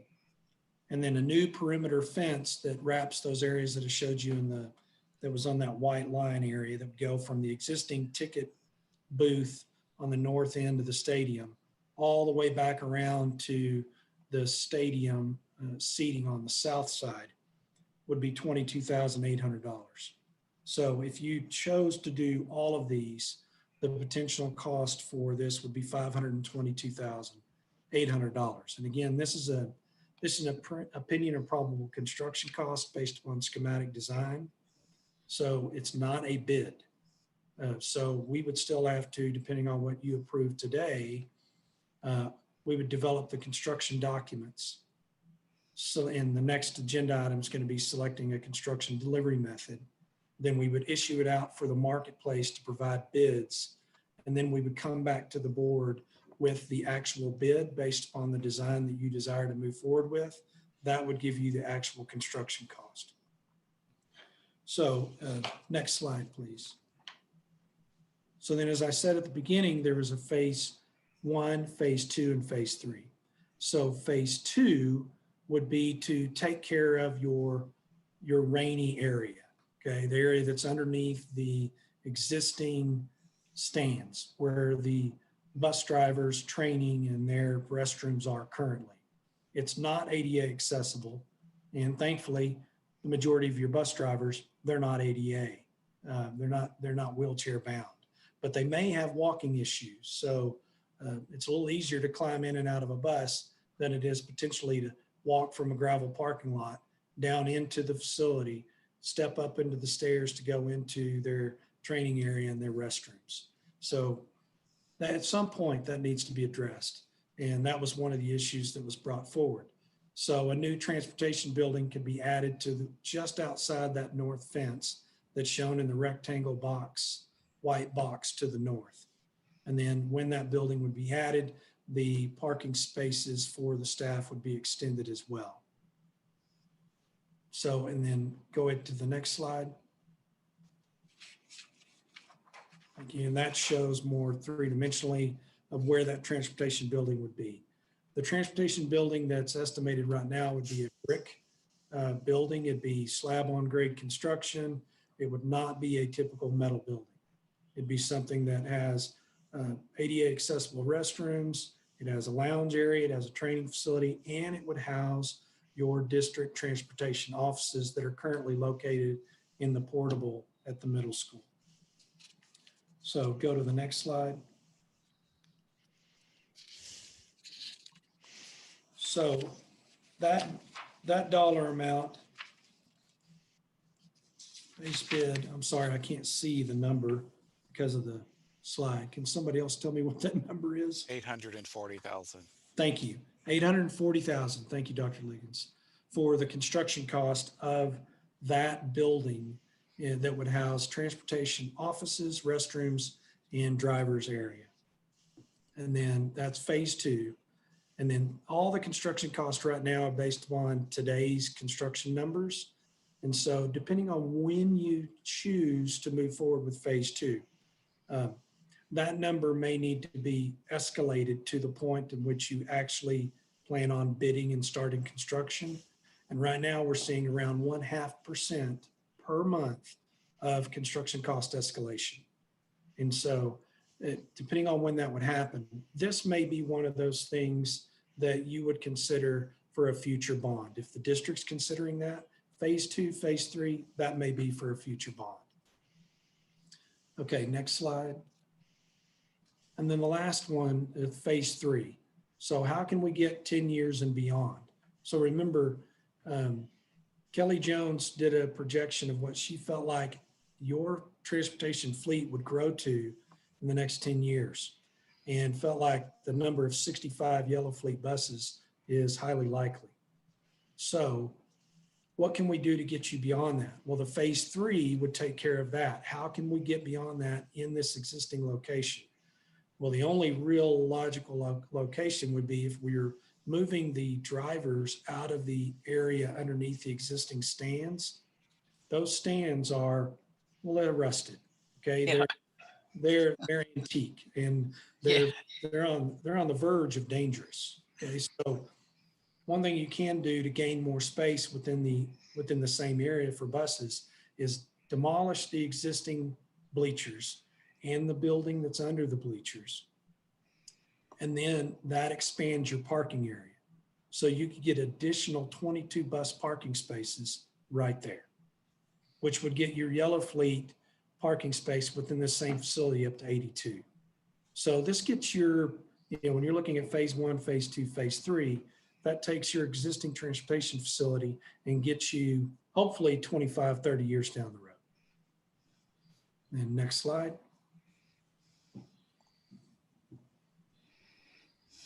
If you have the overall site developed and you remove those bleachers, then your transportation facility would have all the buses in the middle, all the maintenance on the end.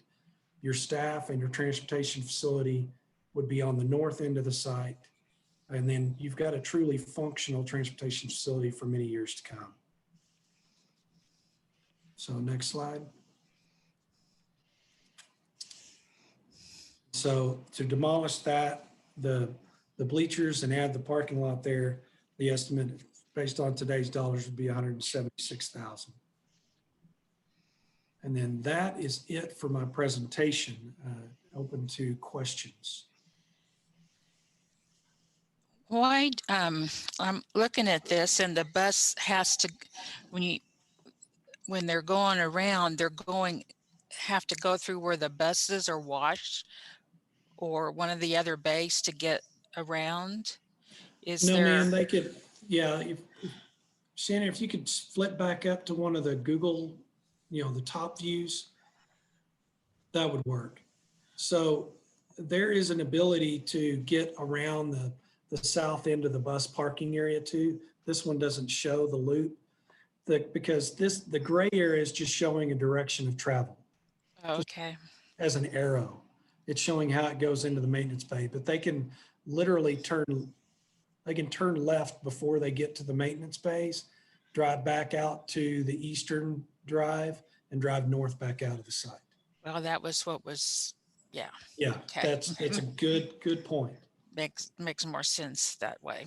Okay. So as they're driving into the maintenance bay, I just see one arrow going in, and then there's an open yard, if you will, and then another entrance going into the other. So is that all going to be asphalt right there, or do they have to like back all the way out? I don't see how that easily flows. Yeah, so right now your parking area is it's basically chip and seal gravel.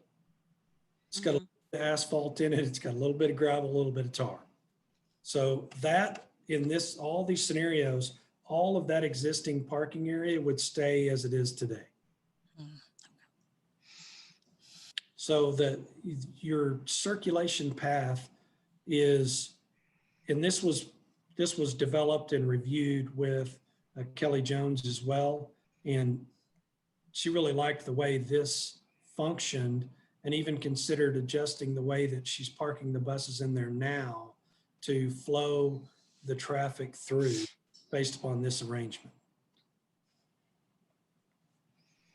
I don't know if that answered your question or helped you. Okay, so yeah, I was confused. I was thinking like it was gonna be asphalt or something, but you're saying the parking lot's gonna stay just like it is, right? Which is, Okay.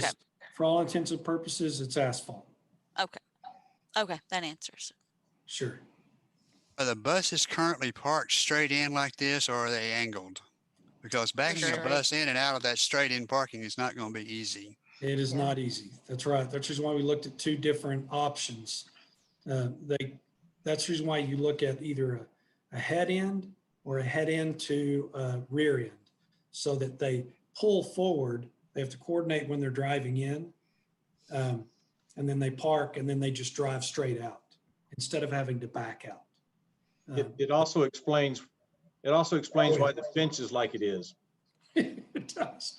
Yeah. If you, Shannon, can you guys see underneath the left side of the site, in between the dashed fence line, and there you can see through all the little graphics that I've added on top, these buses where they park now.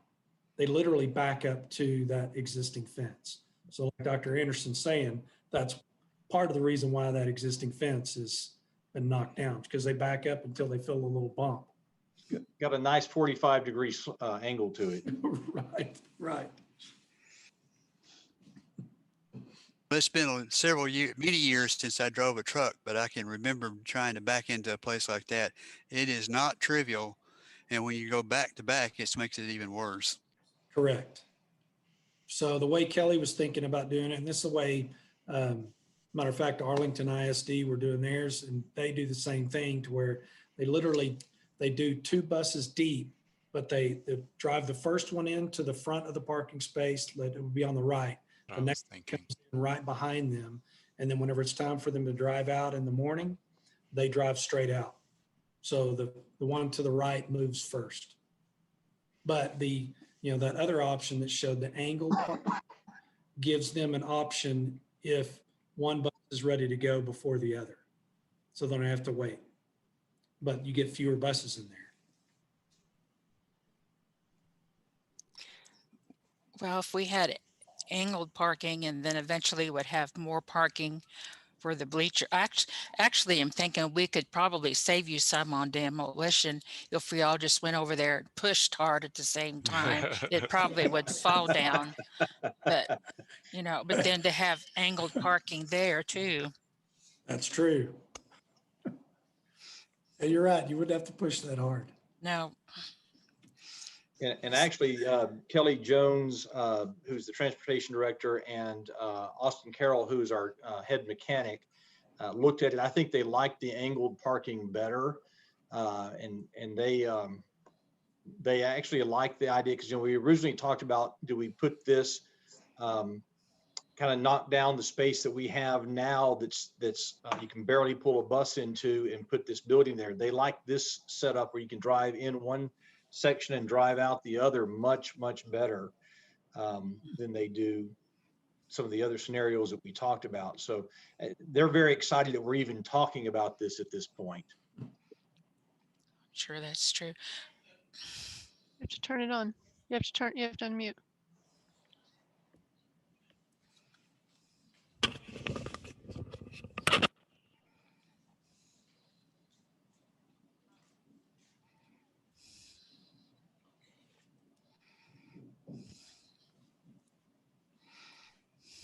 Shannon, can you go back to that slide that had the phase 1 cost on it? There I am. I think it's a few down. There, yes. We can hear you, Ms. Haynes. All right. One of the, you mentioned over several times that you're talking about 3 phases of this building, or are you're talking about 3 different phases of getting a parking area and a maintenance area for our bus fleet? I'm sorry, maybe you can't hear me. No, we can hear you. I can hear you.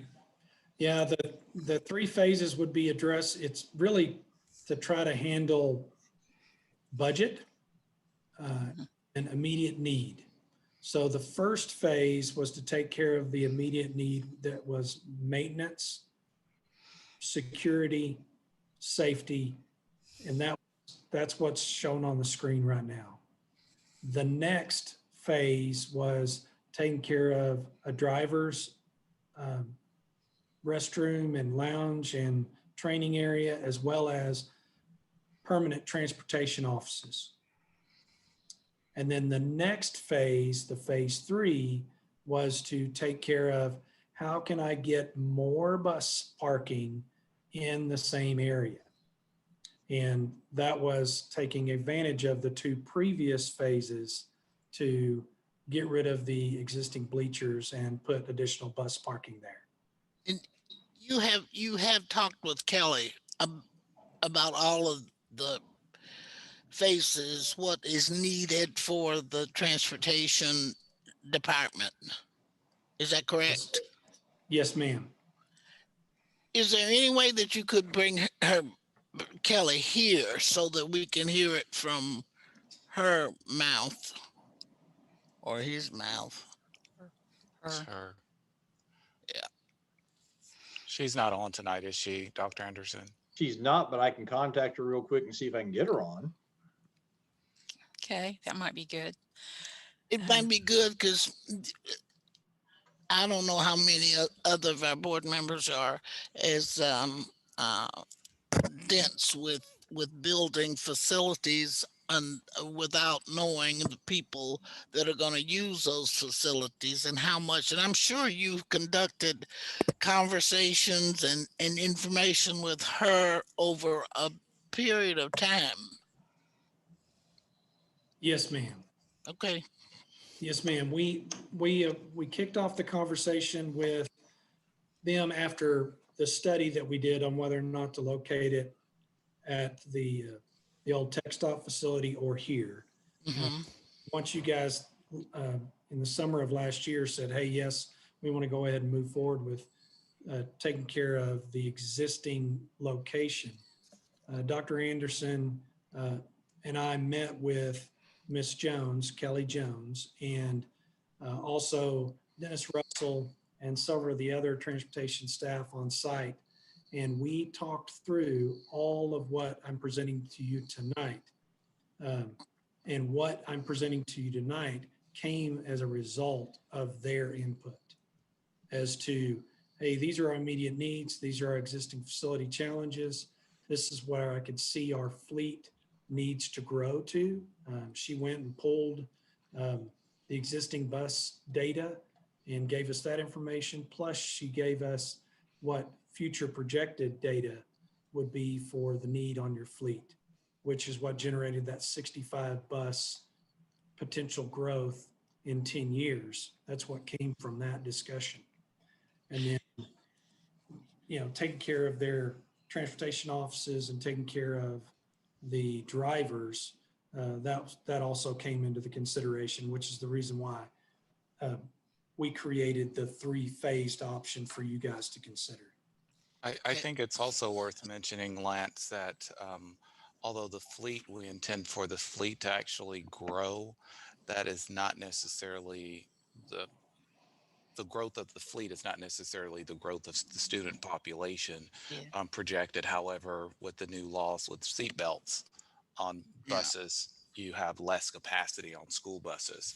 And so you need more for the same amount of students. More vehicles for that. Well, that was one of the things that I was thinking about. You need more, you may need more than that 65 bus fleet if you have all of the safety precautions that everybody seems to want to have our children exposed to on the public school buses. And if that's so, how, you know, I want to know how will that actually change? That's one of the reasons I was thinking about Kelly, because she would have, you know, more insight, I think, on what they actually need for safety concerns and all of those kind of things. And then you can tell us how much that will change the bidding that we'll have, the cost for those things in all 3 phases. That's what I don't want to hear, but I know I got to hear it. Yeah. Are 2 bays, will that service 65 buses, or will by the we get into phase 3 need an additional bus bay for service? I think the two bus bays would take care of the maintenance needs for the fleet, even up to the 82. Okay. All right. I think Kelly is on with us now. Wow, that was quick. And my apologies, I should have made sure she was on here to begin with, and it didn't hit me until we started the presentation. So, but she has joined us online now and can answer questions. Probably didn't hear your question though, Ann, so you'll probably have to repeat it. Okay.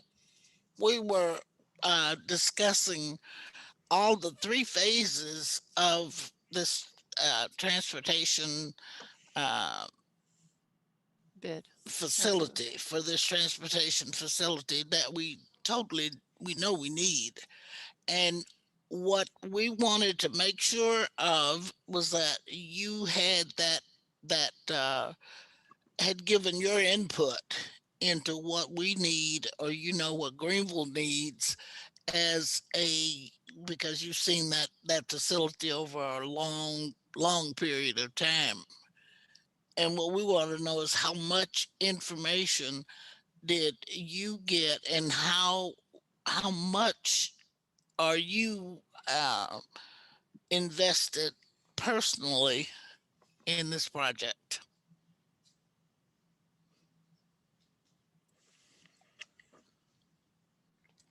Kelly, you're probably going to have to unmute. Okay, here we go again with me and my mute. No, it's not you. It's No, Kelly. it's Kelly. Oh, Kelly. There she goes. Okay, can you hear me now? Yes. Can you hear me now?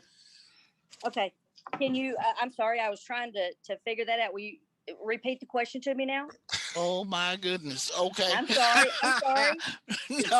No problem. And what I was asking was that after listening to the presentation on what the new facility could possibly look like, I wanted to know how much input you had in making sure that the things that we need are included in uh, this new facility. Quite a lot, actually. I walked around, with the contractors and the ones designing it, and also with our lead mechanic, Austin Carroll, who, he came from Garland ISD, where they had 400 buses. So he's very, very good at knowing what we need to have and what he needs to have here. And so we did have a lot of input into designing this and putting our ideas into this. Kelly, would you say that you had, is this your wish list? Did you say we really need this, but due to the cost, we'll go with this option instead?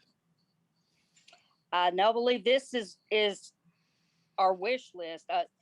Our number one thing was to get our mechanics out of the weather. I mean, the way we stand right now, they cannot even pull a bus all the way in and close a door. So whatever they work on, they're working on out in the weather.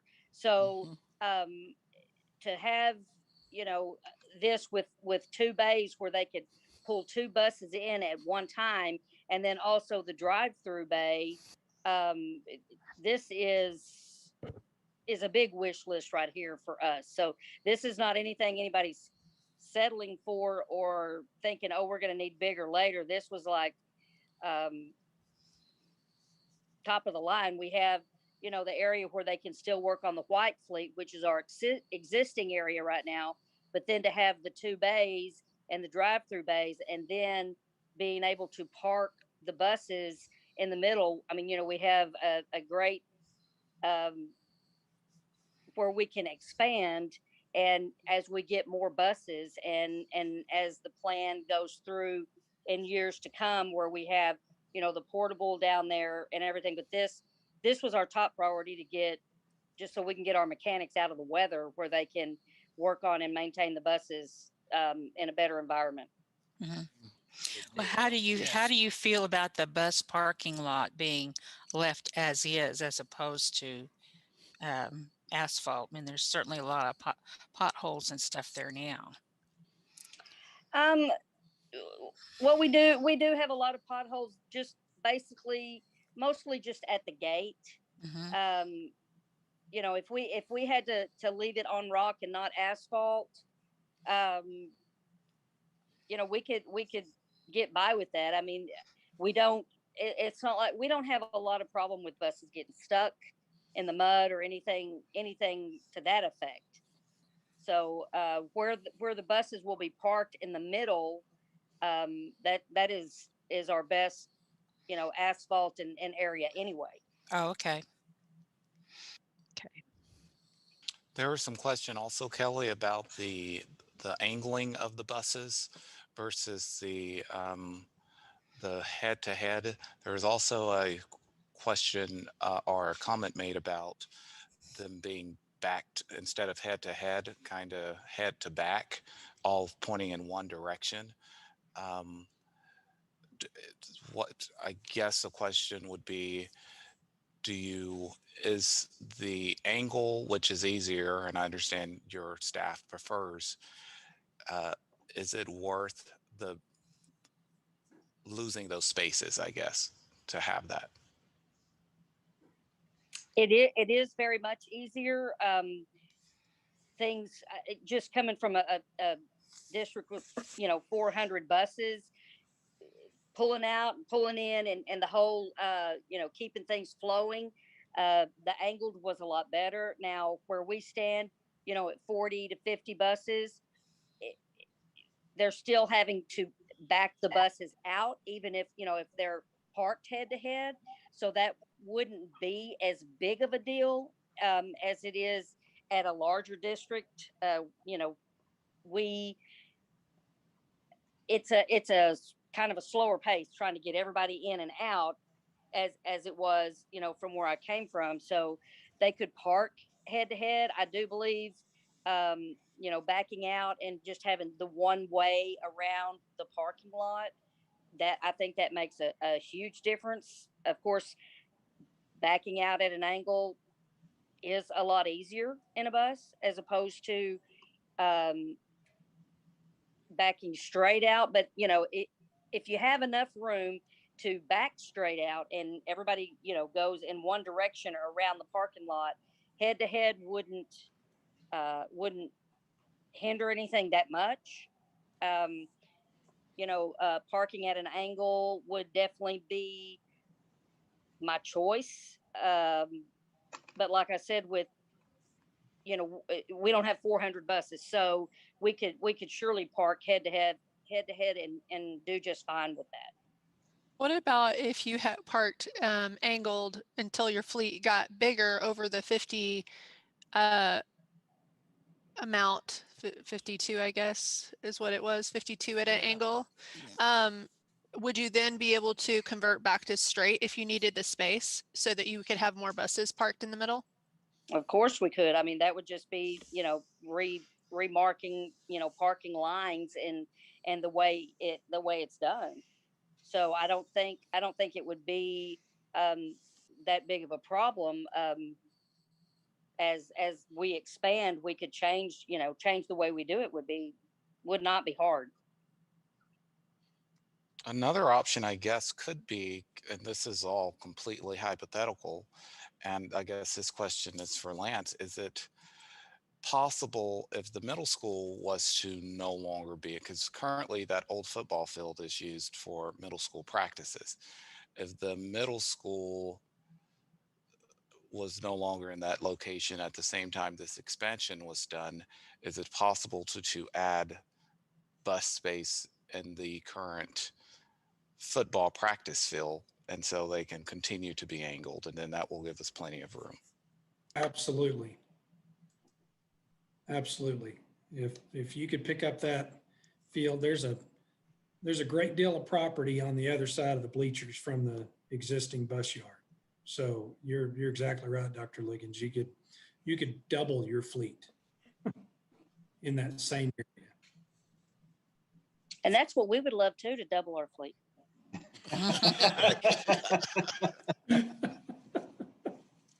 We have plenty of room for expansion on the other side of the fence, not to mention, you know, like you said, the field. We have lots of room to grow here.